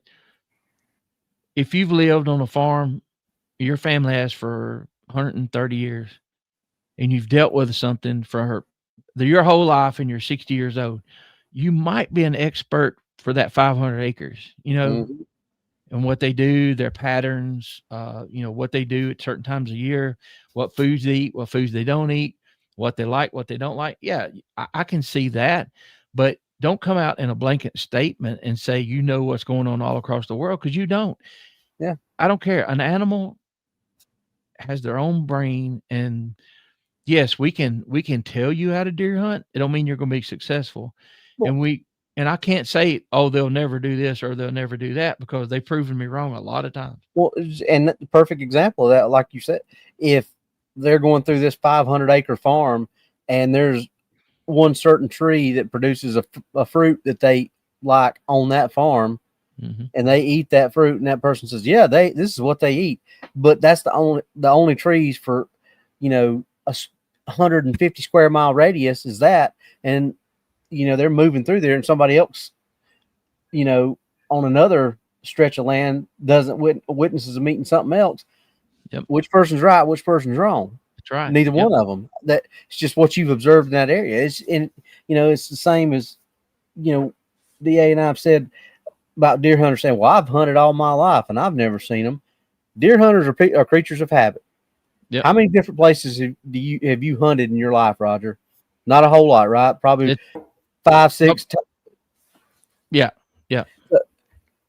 If you're that deer hunter and you go to the same place every year, the same stand and the same tree every year, and you don't see something there, I've never seen them in those woods. Okay, well, have you seen foxes? Have you seen bears? Have you seen, you know, just because you don't, it's like DA uses this all the time. I love this example. He's like, that mentality is like taking a teaspoon and going down to the edge of the ocean where the waves are coming up on the shore and dipping a teaspoon and saying, well, there's no sharks in that water, so I guess sharks don't exist. That's right. Yeah. And explain. Okay, so all right, I always say this: if I was 5 minutes later stepping out in that field, I wouldn't be here right now. Okay, now you take the next 35 years hunting 5 miles down the road there was 130 or 40 acres, then 500 that nobody could hunt, which was great for us. It was boxed in. I didn't have anything happen for 35 years. I stayed out in the woods. I was out there many, many times doing different things.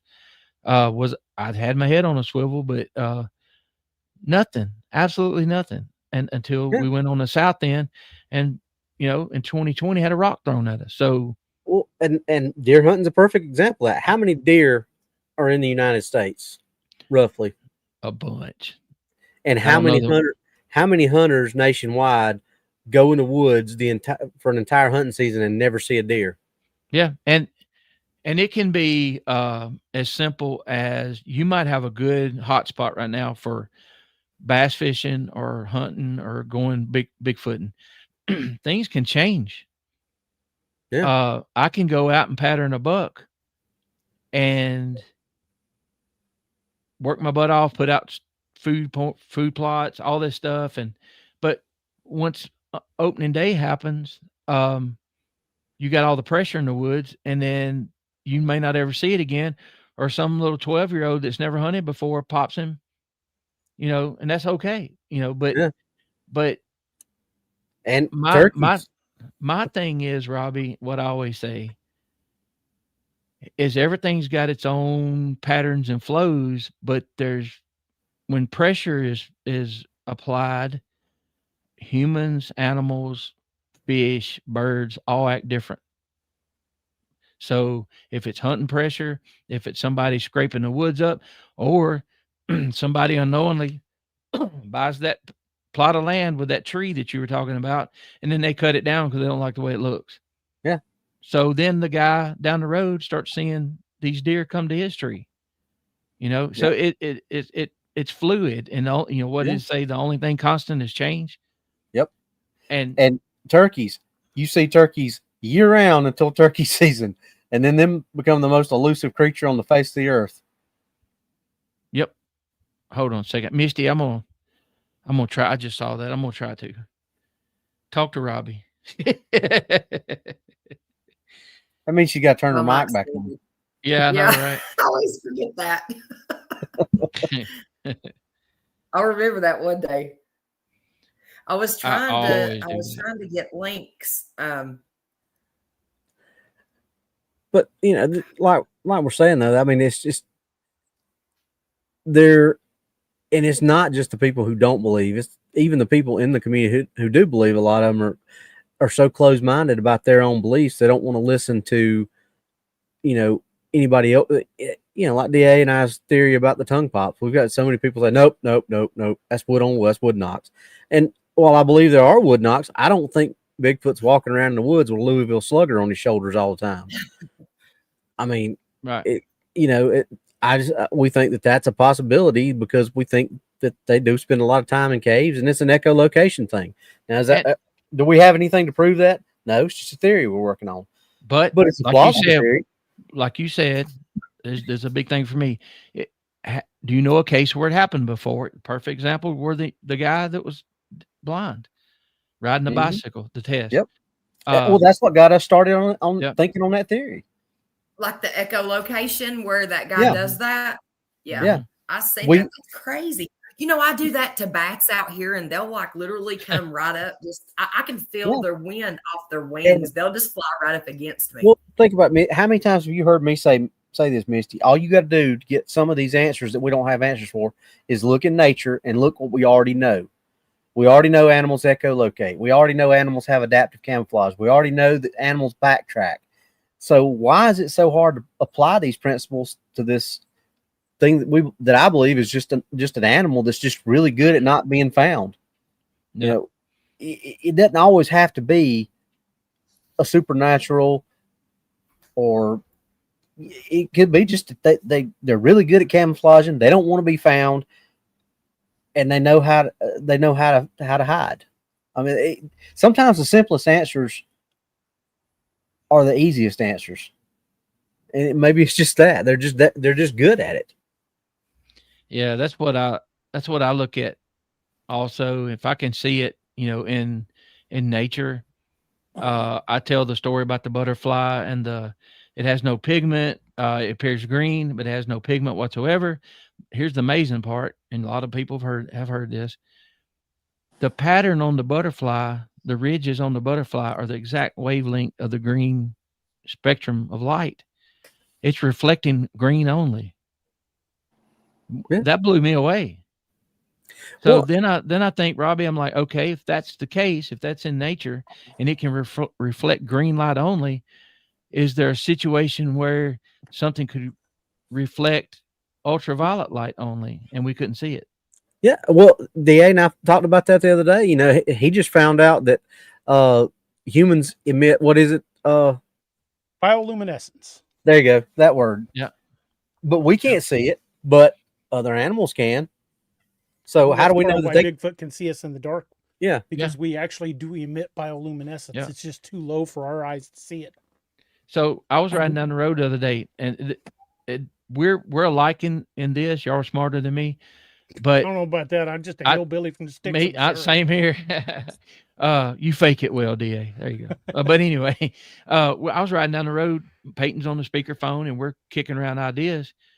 And we were thinking about, you know, I'm thinking about the mouth pops. I've heard the resonance. I've heard the rock clacks. I've heard all the different sounds that can sound similar. And I was like, hey, man, Google, see if primates, because I'd heard about the air sacs. You know, I said, ask Google or AI if some primates, when they scream, if those air sacs cause a pop or what sounds like a crack of a whip. And he's like, oh my God. He said, yes. He said, when some of them emit the sounds when those air sacs close together, they can make that sound. So I'm like, how many times have we heard that? You know, and after a scream that people have told us. So, I mean, if it's possible in nature already, I don't care if it's a fish or a snake, it's possible. So I like y'all. I like the way y'all think. We just coming from our background, you know, that we're evidence based. We look at stuff, and he and I will get something. We'll look at the first thing we'll start doing is, all right, what could this be? You know, and we'll try to start, you know, debunking anything before we try to debunk everything possible before we'd say, okay, now we're looking at something that might be a cryptid then, because that's just the way we. You know, we were, and you know this, Roger, you were in it too. That's just, we try to do it that way, but because if we've already tried to debunk it, then, you know, we're already ahead of most of the people who are like, well, all was this. No, we've looked at that, and here's this. Well, no, it was this. I know we've looked at this. But hold on.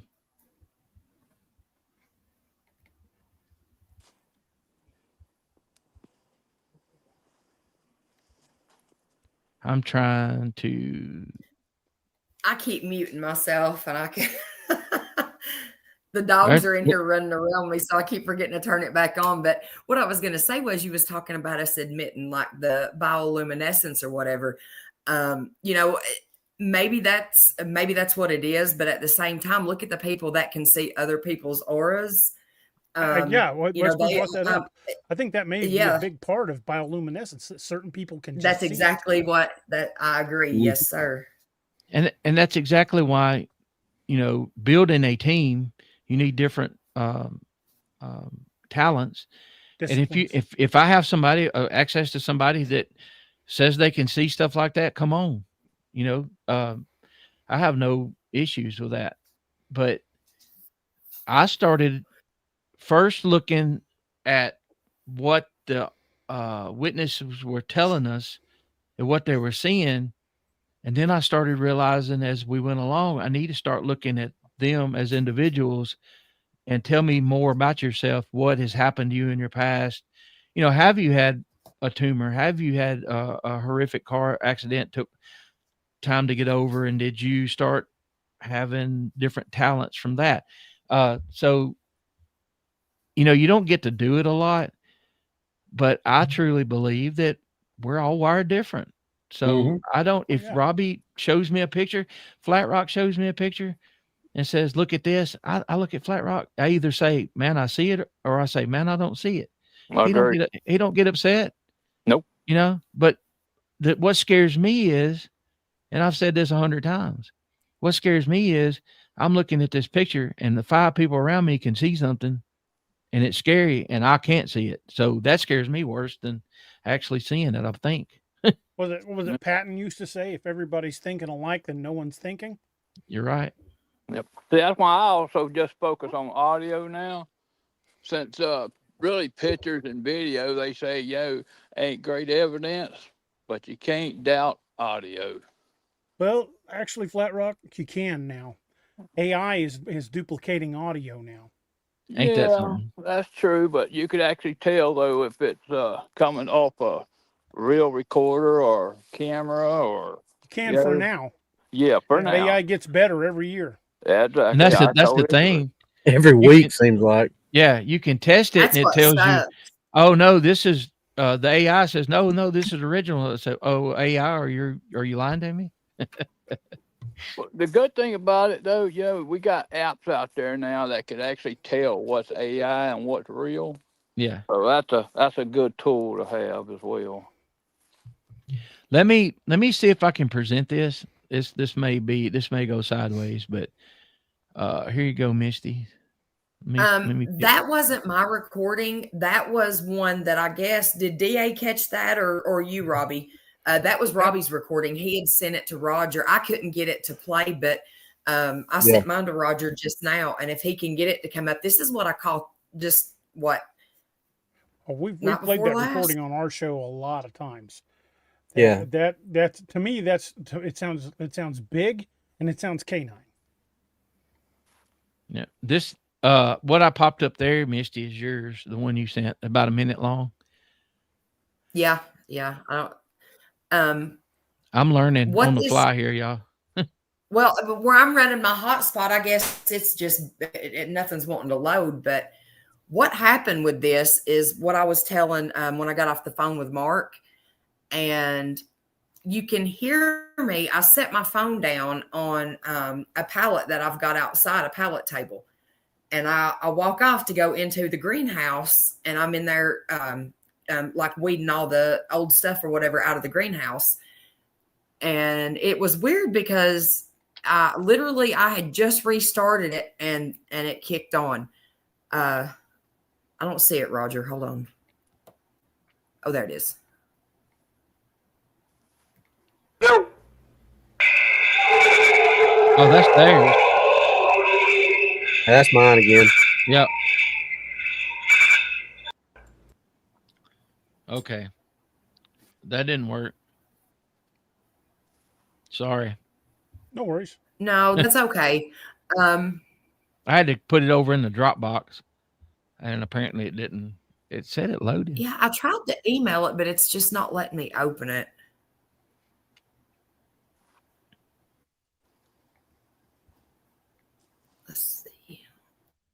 me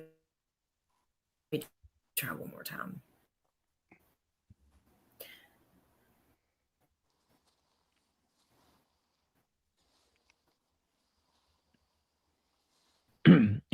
M Oregon. I used to see auras when I was little, but I don't anymore. Did something happen? Did you something? I wonder what causes that. Could be calcification, right? You know, they say once the pineal gland starts to calcify, you lose a lot of abilities. Mm-hmm. I did an experiment. I don't know if it's true or not. I did an experiment one time. I almost got kicked out of this huge group. I said, after being in there a few months and kind of seeing how everybody communicated and their makeup, I was like, how many of y'all were raised on well water and how many spring water in the city?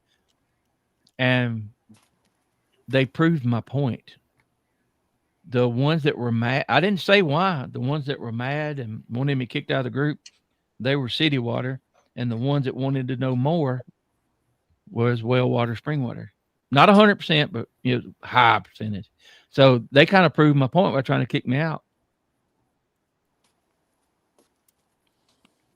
Now, I think I had well or spring water up until I. Whoop! Just lost Roger. Flat Rock, where you at, brother? Man down, Roger. I'm in deep South Alabama. Nice. Down here in the lower, well, basically lower LA anyway. Lower Alabama. Well, my friend, be careful because Robbie and I just got a video that ain't far from where you're at that we're not allowed to share on the show yet. What town? It was over in Mississippi, but it's down on the Gulf Coast. Okay. Not too terribly far from where you're at, brother. No, you're not. And I'm telling you, this video will blow your mind. When I watched it, I was just absolutely stunned. Yeah. But it's so graphic, I don't think we're going to be able to show it on YouTube. Oh. Yeah, it's bad. It's rough. It was sent to me by my old chief, and we've got a mutual friend, and this mutual friend knows the guy who owns the dog that this happened to. Mm-hmm. And I know what they do to dogs. I got a really great audio of one actually killing a dog out here. Well, dude, we've got the video. We got the video of it. Yeah. It is. It's a hard to watch video if you're a dog lover. Yeah. I mean, if you've ever loved a dog, that video's rough to watch. Yeah, my brother's dog, it got killed back in 2019, early 2020, over here. That was a bad day. We never found him, but we knew what happened to him. Yeah. So that dog never left the house, never left the yard. But him and my dog went in the woods to just take their wee, right there at the edge of the wood line. Well, I don't know what chased them back into the woods, but they was on the total opposite side of the woods here, down this little logging road. And we went looking for them. Was yelling, finally seen my dog stick his head up out of some high grass and then just drop right back down. He wouldn't come out until we got right there on top of him. Then he stood up and come on out with him. But we never found him, my brother's dog. That's too bad. Yeah, it is. And then a week later is when I caught that audio of that dog getting slammed up against a tree. My cousin and I, when we were kids, back in our teens, used to coon hunt together, and he had a Grand Night champion coon dog, and that dog was amazing. And we come up on it getting torn apart by a black panther one night. And Missouri Department of Conservation looked us straight in the face and said, "You didn't see a black panther." I'm like, "Dude, I was there." Yeah. I don't know why they say they ain't no damn black panthers around, because heck, you see them all the time, filmed. Yeah, they catch them on trail cameras around here all the time. Yeah. Mm-hmm. And it's clearly just a melanistic cougar. I mean, we don't think it's an actual panther from Africa, but that's what we call it because it's a black mountain lion. It's a black Yep. mountain lion. And the further away they are, the blacker they look. Yeah. So I mean, some of them might have some light pattern, but I've noticed. I saw a jaguarundi one day. Didn't know what it was years ago. Until That's what I was just about to say. And Hillary was talking about somebody sent us a picture one night. We put it on there and we thought it was one of those black mountain lions. We got looking at it. It was actually a black jaguar. Yeah. And it was here in Missouri, just down by Branson. Yeah, I mean, who knows what's let out and not, if somebody has something that gets away and it's exotic pet and they're going to be put in jail or fined a lot of money, they ain't gonna tell nobody. But then will they mix with, like some of the, we've had some big, couldn't. Yeah, some big dogs around here mix with the coyotes. And of course you get the coy dogs and they're not the same. The coy dogs and coyotes couldn't mix with a cat species. Yeah. Yep. Hey, got a kind of a surprise announcement for y'all. Uh-oh. You guys have heard all the theories that Robbie and I and Doc and Steve have talked about, all the things that we've talked about based on our time in the woods, dealing with, clear hair shafts and all of that. I'm in the process of compiling for release my first nonfiction book. It's going to be called In the Shadow of Bigfoot, Following the Evidence. Cool. And it's going to go into extreme detail on everything that we've researched, from eye shine to tongue pops to clear hair shafts to backtracking. All of that's going to go in there. That's cool. And we've talked about this before, but that hair that I found, I didn't think it was anything at first, but it having black at the bottom and fiber optic clear for 2 inches. And then when I asked AI what advantage it would give something, and it was, I won't go into it, but part of it was it would be hard to photograph in low light conditions. So, and if it's standing still, it's going to blend in because the black, yes, exactly. Like in the Paul Freeman film. The Paul Freeman film, we see that large black Sasquatch walking, and he's filming it, and it stops in front of that tree and just disappears. And as soon as it realizes he's still coming, it starts moving again, and then there it is. Yeah. Luckily for him, it started moving the other way instead of towards you. Yeah. Toyota, no, we don't have the video of the dog getting attacked. We've got the aftermath video, and it is not for the faint of heart to watch. No, I'm pretty sure we're not even going to be able to air it on YouTube because of how graphic it is. And the fun, is that what you showed us backstage? Did you show it to him? Yeah. Oh yeah. No, you did. Yeah. It's not, YouTube wouldn't like that, I don't think. No, I don't think it will. I may put it up like on Patreon for people to understand ahead of time. If you watch this, you've got to basically really want to watch it. It's not going to be something on YouTube where you can just get a copyright strike and thrown down or something like that, or yanked for how graphic it is. It'll be one of those ones full well what you're about to watch before you go in, and I'll put up a big disclaimer on it. And just the evidence there is crazy. Yeah, there's lots of dogman sightings in that area. I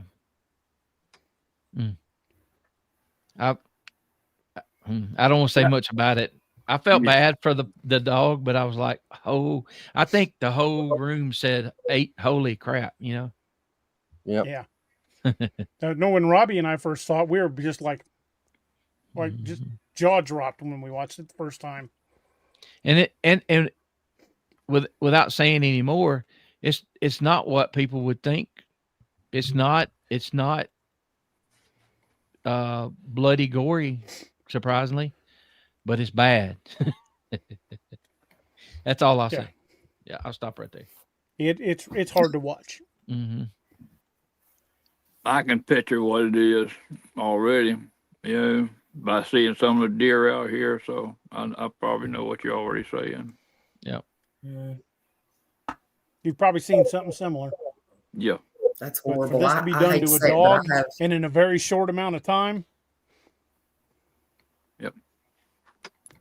I mean, the closest I got, of something gore because I didn't really take the pictures of the deer, but it's a coyote. All his innards are gone and he's twisted in half. It's just, his bottom is twisted up toward his back, where his back should be. This is close to that. Yeah, and but it's a full color broad daylight video of it. Yeah, I can visualize that one. And it was I got fresh too. passion for people most time for animals than people, so it'd be hard for me to watch. Yeah. If you've ever seen a shark take a bite out of a huge fish. Yeah, that's the best description that you can give of it. But there ain't no sharks in the woods, right? Right. No. Not as far as we know. Not unless there's a Mississippi tree shark like there was a Missouri tree trout.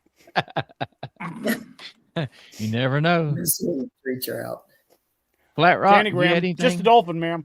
Land shark. Yeah. Sir? Have you had anything happen lately? Or is it kind of season's over with? Or no, the season ain't over with. Just now starting. I mean, it started in August, but it's still going.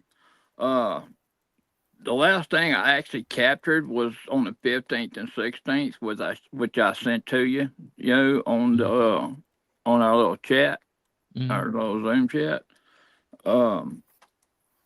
I ain't got no further on the audio, but we had something going on last night. A lot of people speak of owls. They do. I can't say this was an owl. I mean, it didn't sound like an owl, but it did have the tone of one. It was wicked the way that sound was. Something I ain't never heard before out here. And I hear owls all the time, but that sound I ain't never heard before. But I'll be cutting that off here soon off my card and putting it out. Send it around, let other people see what they think about it. Now, last time I was down at Joe Bald at dark, I was down there with just me and my son, and I heard and this was pitch black. It was like 10, 11 at night. I hear what sounded like a buck snort. It was like hoo, and then it goes like that. And I was like, yeah. I'm like, wonder what that was. Well, it's strange. It's strange enough. It's like funny, like we're all have been out there in the dark and whatever, and you're telling the strangest story ever. And then we'll go, but you know what was weird? It's like, everybody's like, that ain't weird enough what you're telling already. Yeah. But I had, we were out at one of our hot spots, broad daylight. There is nobody out there. And 2 different times I have heard in the same direction, a woman laughing that sounded kind of witchy. And Heather's keen hearing that she has both times didn't hear it. It was 2 different trips. It was the same. And I'm like, okay, what are we dealing with out here? I know we have the Bigfoot activity, but we've also got the orbs and we've got some weird stuff. And I haven't been back as much because you're dealing with the trifecta there and maybe more. And if I don't know where it's going to come from, ghosts and stuff don't scare me that bad, but I just don't know what's going on. I have no idea. When we see the strange lights in the woods, it's not Misty with her cell phone. That's another thing. We're standing out there in this field at Coombo's. It's pitch dark. It's midnight. I don't know, 10:30 or midnight. And she's probably 200 yards from me, on the other side of this little patch of strip of woods. It's not real wide. She turned her phone. I could see her phone. I didn't know she was down there, but you know what, y'all, at 200 yards, I knew it was a phone. You know what I mean? I could tell it was a phone. Light. Yeah. I knew. Well, it was the shape of it too, and it's the funny light. how well light travels in the dark like that, especially if you're in the woods or like near a lake.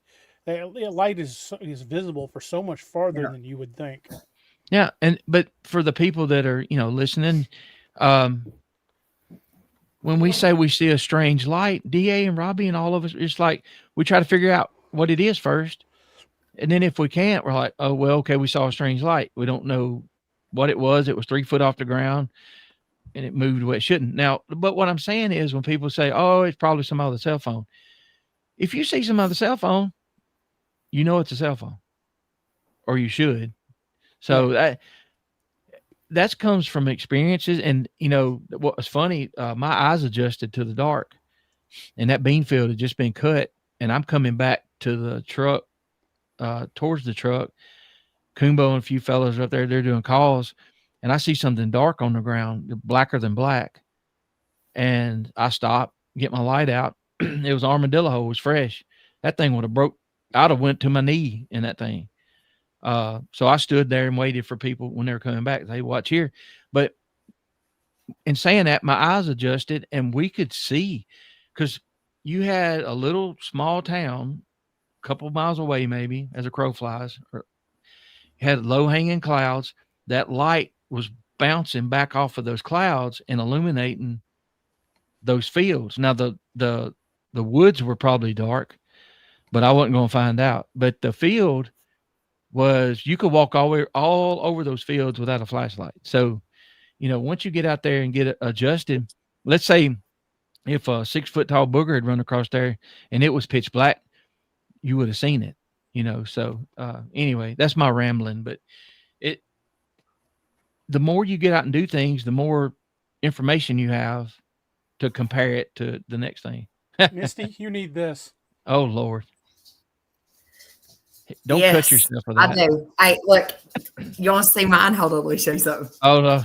She going DA didn't get to see it. I've took most of it off now, but listen, I go all out when I dress. I know y'all can't see me but from here up, but look, I gotta show you look, I got my belts, my knife, my pouch. Nice.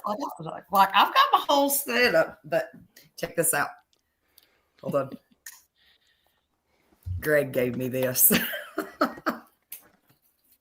Hillary, I was just checking on that. What's above my head right now is what I was checking on. You got one of these where you can smoke your peace pipe after you kill somebody? I don't have one of them, but this one's made for throwing. Yeah, I don't have no smoking pipes, but I've got a couple of different axes, including the boarding axe from Scallywag. That's a hunk of steel right there. I've got a more modern one hanging up over here, but I'd have to get up to reach it. I cut my finger off trying to put it back in here.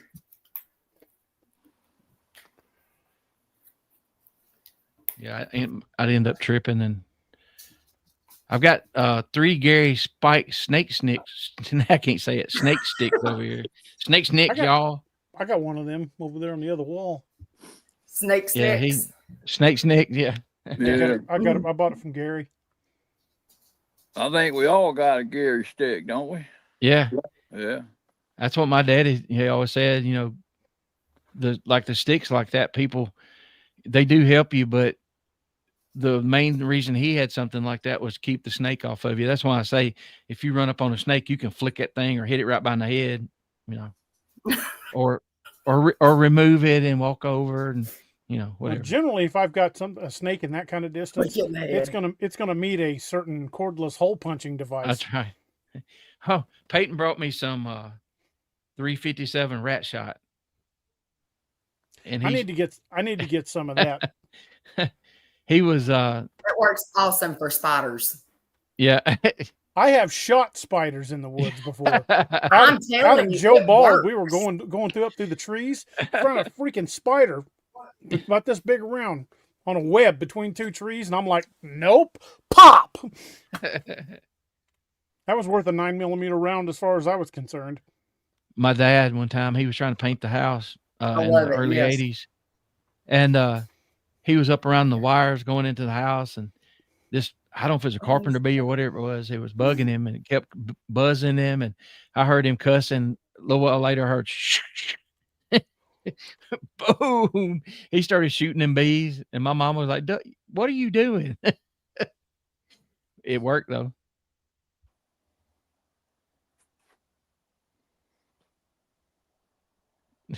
Well, Sorry, I had to hang on.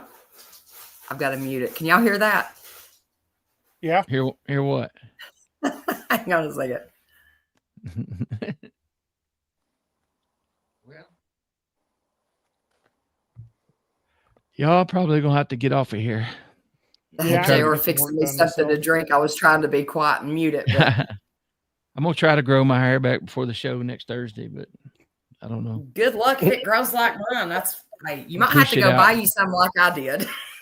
If I Oh, could reach it, I got that Walter White hat. Do you have the pork pie? I got Oh, two man. of them actually. I got one in black and one in brown. Oh man, I almost ordered one. I've got one here. It's an Australian. It's a little taller than it's supposed, than those. But if I'd have found one of those, I'd have had a black shirt on. But was it Heisenberg? Yeah, say my name. Yeah, Heisenberg. Yep. Y'all appreciate this. This, the 511 tactical. 511. Yep. 511. I got a lot of their stuff.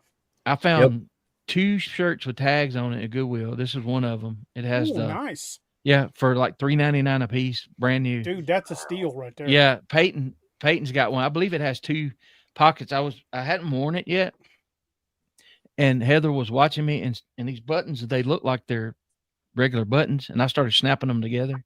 She said, "What in the world?" And I ripped them open real fast. It says free quick access. So, yeah, these are pretty cool. I hope they get more. 15 or 20 old uniform shirts from when I was a deputy. Mhm. They're all black. Most of them still got patches on them. But if I can figure out how to get the adhesive off of the fabric, because you can just rip the patches off. I'm not a deputy anymore, so I'm not going to walk around with those patches on. But it always leaves behind adhesive on the fabric, and I don't know how to get that adhesive off. Well, so if you put a QR code with how to buy your books on there, a little patch. There you go. You hit my arm right here. I'll put one of my Wild Hunt patches on there. There you go. All right, y'all. I'm fixing to have to head out. Thank y'all for asking me to be on. Yeah, we appreciate it, Roger. And guys, I hate that we started out, and was kind of not as fun as what we normally are, but it kind of is what it is. I'm just glad that Greg got to come on. Everybody else got to come on, and I'm glad he's doing better. So that's the main thing. I mean, we started to cancel it, but we hadn't, none of us done a show. I don't know with Roger, but we didn't do one on the Night Owls or on Woodwalkers with everything that's been going on, everybody being sick and stuff for, gosh, I guess the last few weeks. So time gets away too. Yep. That it does. Everybody's. I was just going to come on with just this. And then I thought, well, if I can do the green screen and get the Breaking Bad on the back of it, it might be a clue in. And once again, my sister would, she might get me arrested actually if I need to take this rock candy out of the baggie. Entertainment purposes only. Entertainment. Yeah, Robbie's my lawyer guy. Hillary, where's the disclaimer? Yeah, but I just cut myself. Roger White is not really making meth, people. Yeah, we know it's got to be candy, because if he just popped in a chunk of meth that big, he'd be dead in about 10 seconds. His heart would pop out of his chest. It'd be beating so hard. No wonder he's wanting to get off here. Roger, what you got planned? He'd look. Go run 4 marathons. He'd look like Jeff at the end of the show.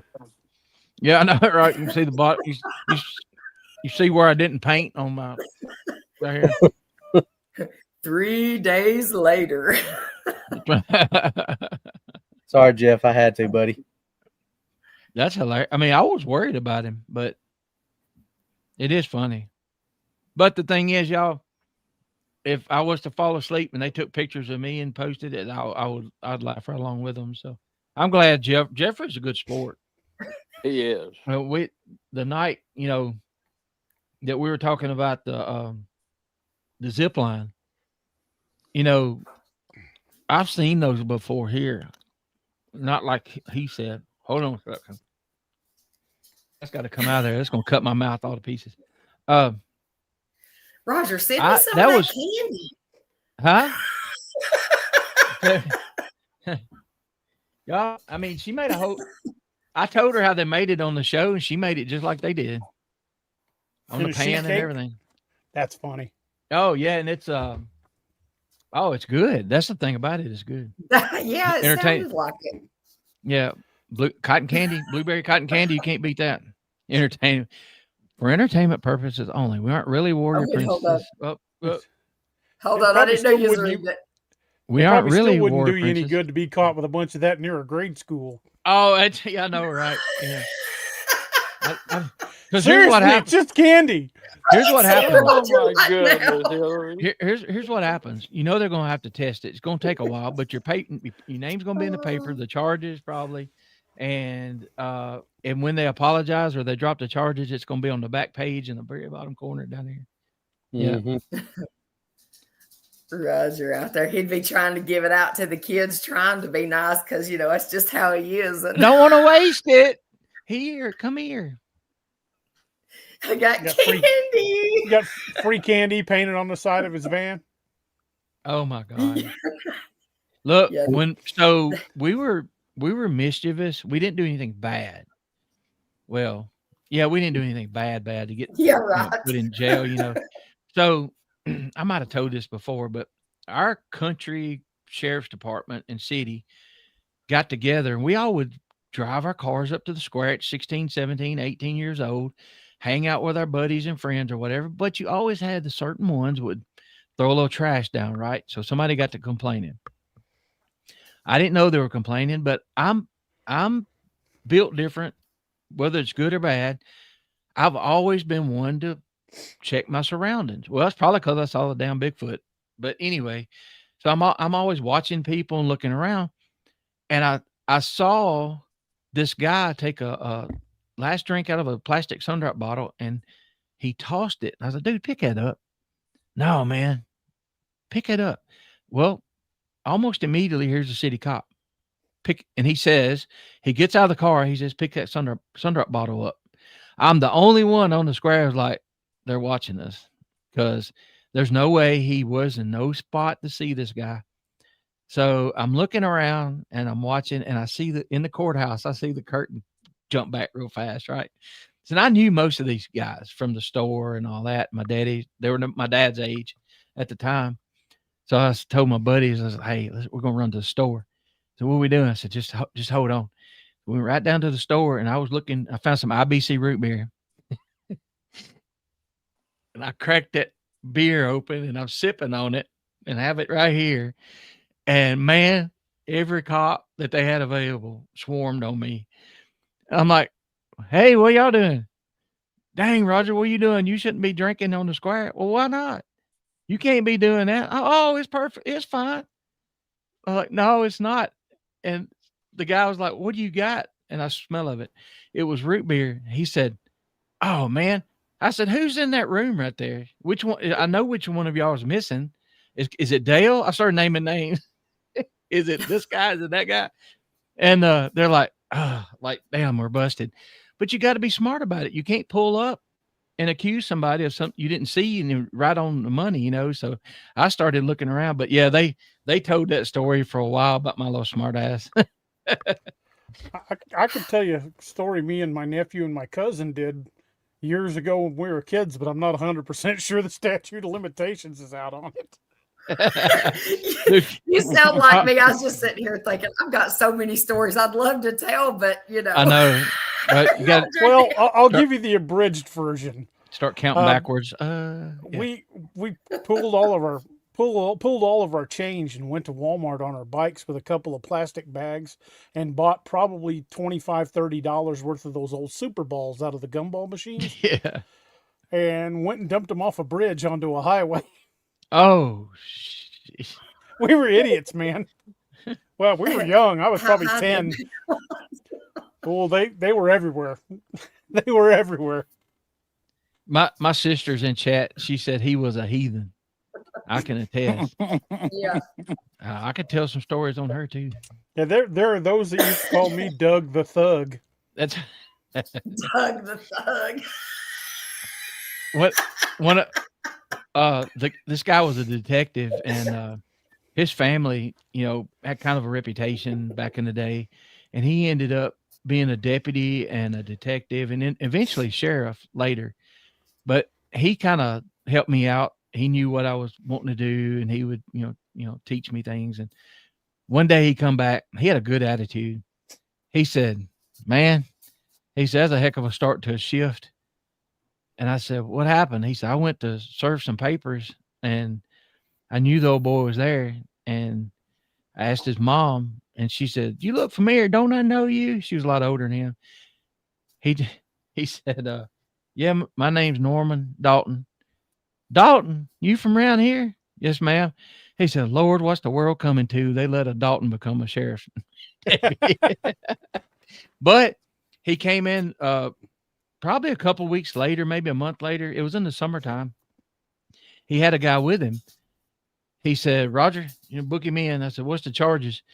He said, he looked at the guy and said, "You want me to tell him or you won't tell him?" He said, "Oh, hell, I'll tell him." I said, "Well, what's the charges?" He said, I was growing some weed in my yard." I'm like, "Okay." And Norman said, "Well, tell him how you got caught." He had a $3 check warrant from like Red Foods from 15 years prior in the green box. And Norman was going through and like, "Oh, I saw this guy the other day. It's been in there forever." He goes for this $3 bad check deal and walks up to the trailer, and he has a row of tomatoes. And then on the other side, he had 2 rows of pot growing behind the tomatoes. And he said, "I didn't even see him at first." He said, they come out, "Hey, I ain't seen you in a while. You been out of town?" He said, "Yeah." He said, "Man, I just got this little, it's no big deal. Just sign right here. I served it, and then you take care of it, and probably pay court costs." Blah, just having a conversation. And, "Man, you got some nice tomatoes there." And he looked at the other row, and then he started looking. He said, "Oh, wait, we got to have a talk." He said, "God, I was hoping you didn't see that." So yeah, he brought him in. There's a bunch of stories like that, and Oh yeah, I know a Lo- few like that from up in the county I grew up in. a lot of luck and bad luck involved. Yep. Flat Rock's I being could tell you a quiet. He few, won't but they're tell us any probably stories. Hey, I I could got tell you a one if few, you but they're want to probably hear. fit I for mean, it public ain't about consumption. me, but about my son. I mean, cause I thought he was joking with me, but he had called me one night. I'm sitting there relaxing. He said, "Daddy, can you come pick me up at the Bay County Jail?" I said, "What?" He said, "Yeah, I got in trouble." I said, "Son, stop you." I told him it was bullshit me because I thought he was just playing a gag on me. Right. So he had the cop the phone, said, "Mr. Grill, this is such and such. I need you to come pick up your son at the Bay County Jail." He's only 16 years old at the time, so I know he ain't at no damn Bay County Jail. He'd go to a juvenile center. I said, "Dude, stop effing with me and put my son back on the line. This ain't a joke. You don't joke about being in jail, knowing he's only 16 years old." Well, he ended up being in jail at 16 years old at the Bay County jailhouse. What he had did, he had this guy had my son bought beer for him at the store, and cops seen him put the beer in the car, and the cop pulled in behind him. And he got in trouble for it. They said they tried to call me before, so I could just come pick him up at the store. But that was said that's the reason they took him to the jailhouse, because they couldn't get in touch with me. But I thought the whole time it was just a joke, man. I did. And the thing is, you never want to get those calls. No. Probably maybe 6 years ago now, 6.5 years ago, Robbie and DA appreciate this. My son has had a carry permit since he's able to have a carry permit, and he's always been taught right. He's safe. He's a really good shot. And y'all know, as safe as you can be, there's things can happen. So I get a phone call on Saturday morning. It was from him. "Hey, Daddy, don't be mad at me. I'm all right." I'm like, is everybody else okay? And he's like, yeah. So y'all know the troubles that the SIG P320s have had, right? Yeah, my oldest son's Yes, got one of those. I yes. hate that he's got one. This one was in the holster on his hip, and there were some older people standing outside, and he didn't want to scare them. So he went to take it off. It's still in the holster. And when it hung on his belt, he tugged, and it slipped off, and his elbow hit the seat, and it stopped the momentum. And it ripped about, I don't know, 10, 12 inches. You take a 9mm hollow point and take half a diameter and dig a canoe out down his leg. Then it hit his toe, steel-toed boot, and then it came apart and went up and under the dash and cut some wires, so he couldn't go nowhere. But anyway, he handled everything. He was calm. They come in. The cop got there and cut his pants open, and it cauterized it actually, mostly. So it wasn't really bleeding. He had to get a lot of stitches. But when he called and told me that, I was stunned. But after he told me the story and he was okay, that whole day after that, I didn't even know what I was feeling, but the thing was, I started Googling the 320s, and oh Lord, Yeah, they go off all the time. They go off all the time. That striker fire without a safety. I'm a safety guy. One reason I like the Berettas is because the decocker disengages the firing pin. I like all different types, but I got to have a safety. But anyway, the biggest gun incident we had, same son, we went dog hunting, and he jumped off the back of the truck, and his rifle hit down on the dirt road. You know what I'm fixing to say. But he shot that deer, and that gun literally exploded. The front end, I mean, it came all the way back, son, all the way back to where the bullet shoots out the rifle, basically. Yeah. He couldn't hear for almost a week after that thing exploded. He got lucky on that one. That could have really put a hurt on him when that thing exploded like that. But he should have known better when he hit that ground with that rifle that's what was going to happen. But, you like I said, you can be safe as possible, and still things can happen. And especially if there's a design flaw. That you don't know about. Now, I have one. I never carry it on me because I don't keep one in it. It's close by. So if I need it in the house, I can rack it quickly, but I don't carry it on me because I'm not going to carry it with one in the barrel. And if I don't have one in the barrel, it's no good to me. So it's a home defense thing. So that's that. When you get a phone call like that, you have all these different scenarios. But I had a lady call me. She talked to me. She said, I was there. And she said he was the calmest person on the parking lot.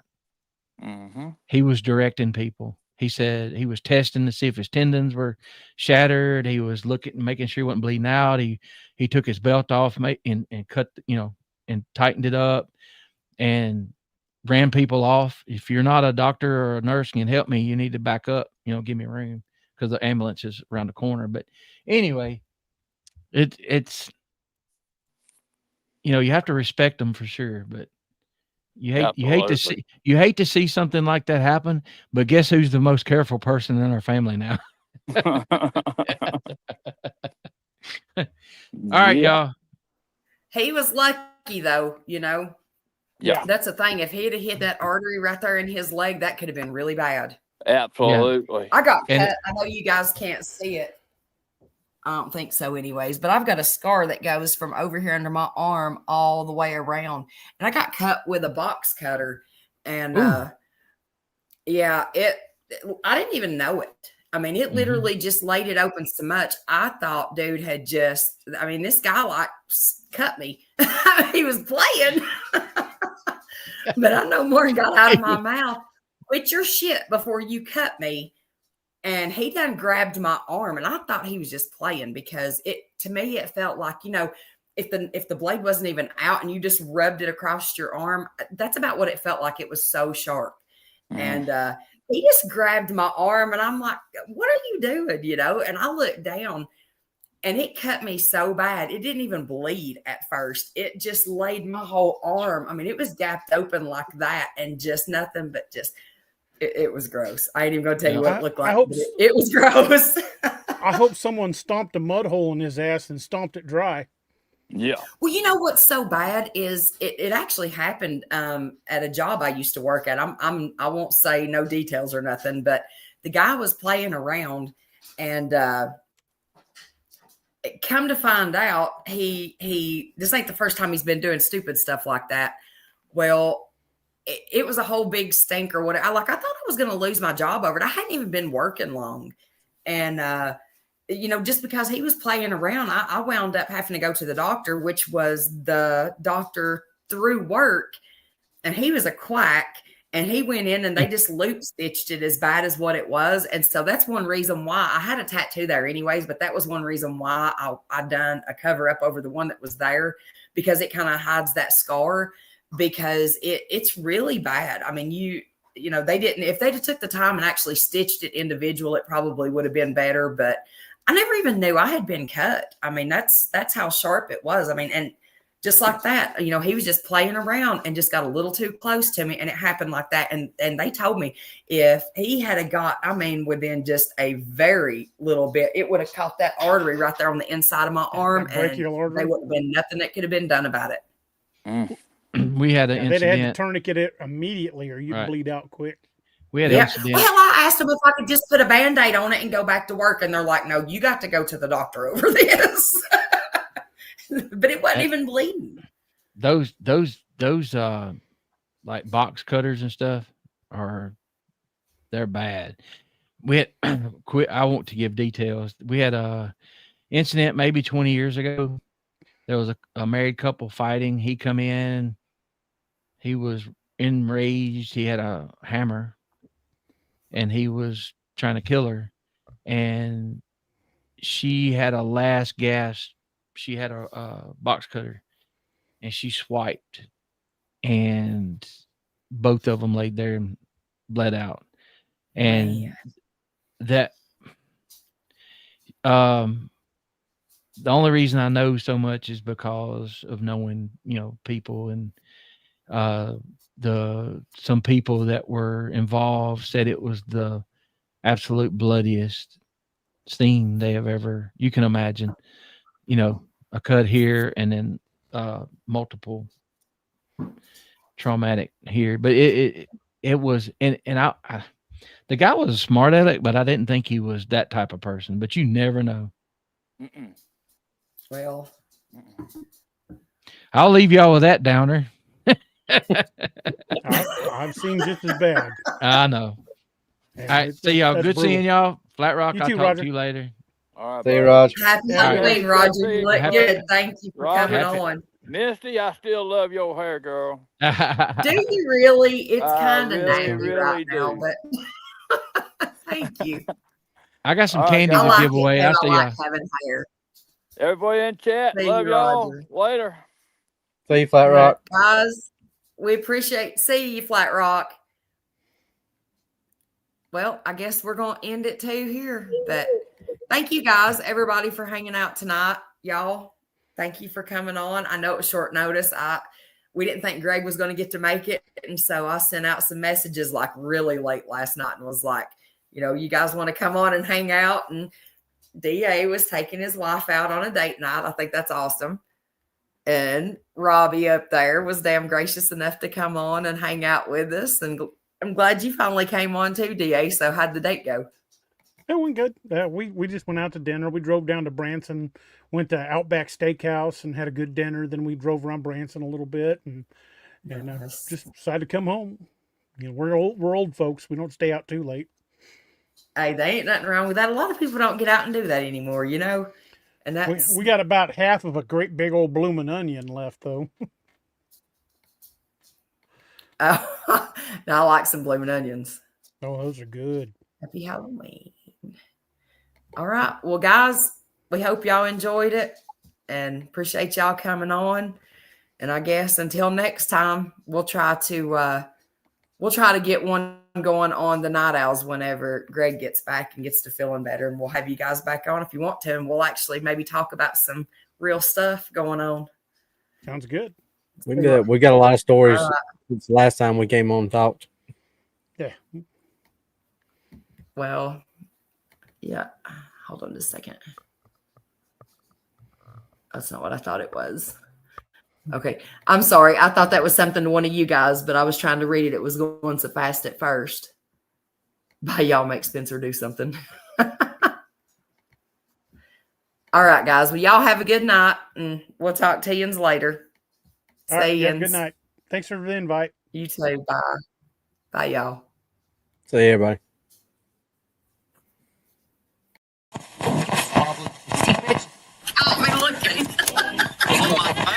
On the computer, you have to hit OK. Anyway, just turn me on, turn me up, and turn me loose.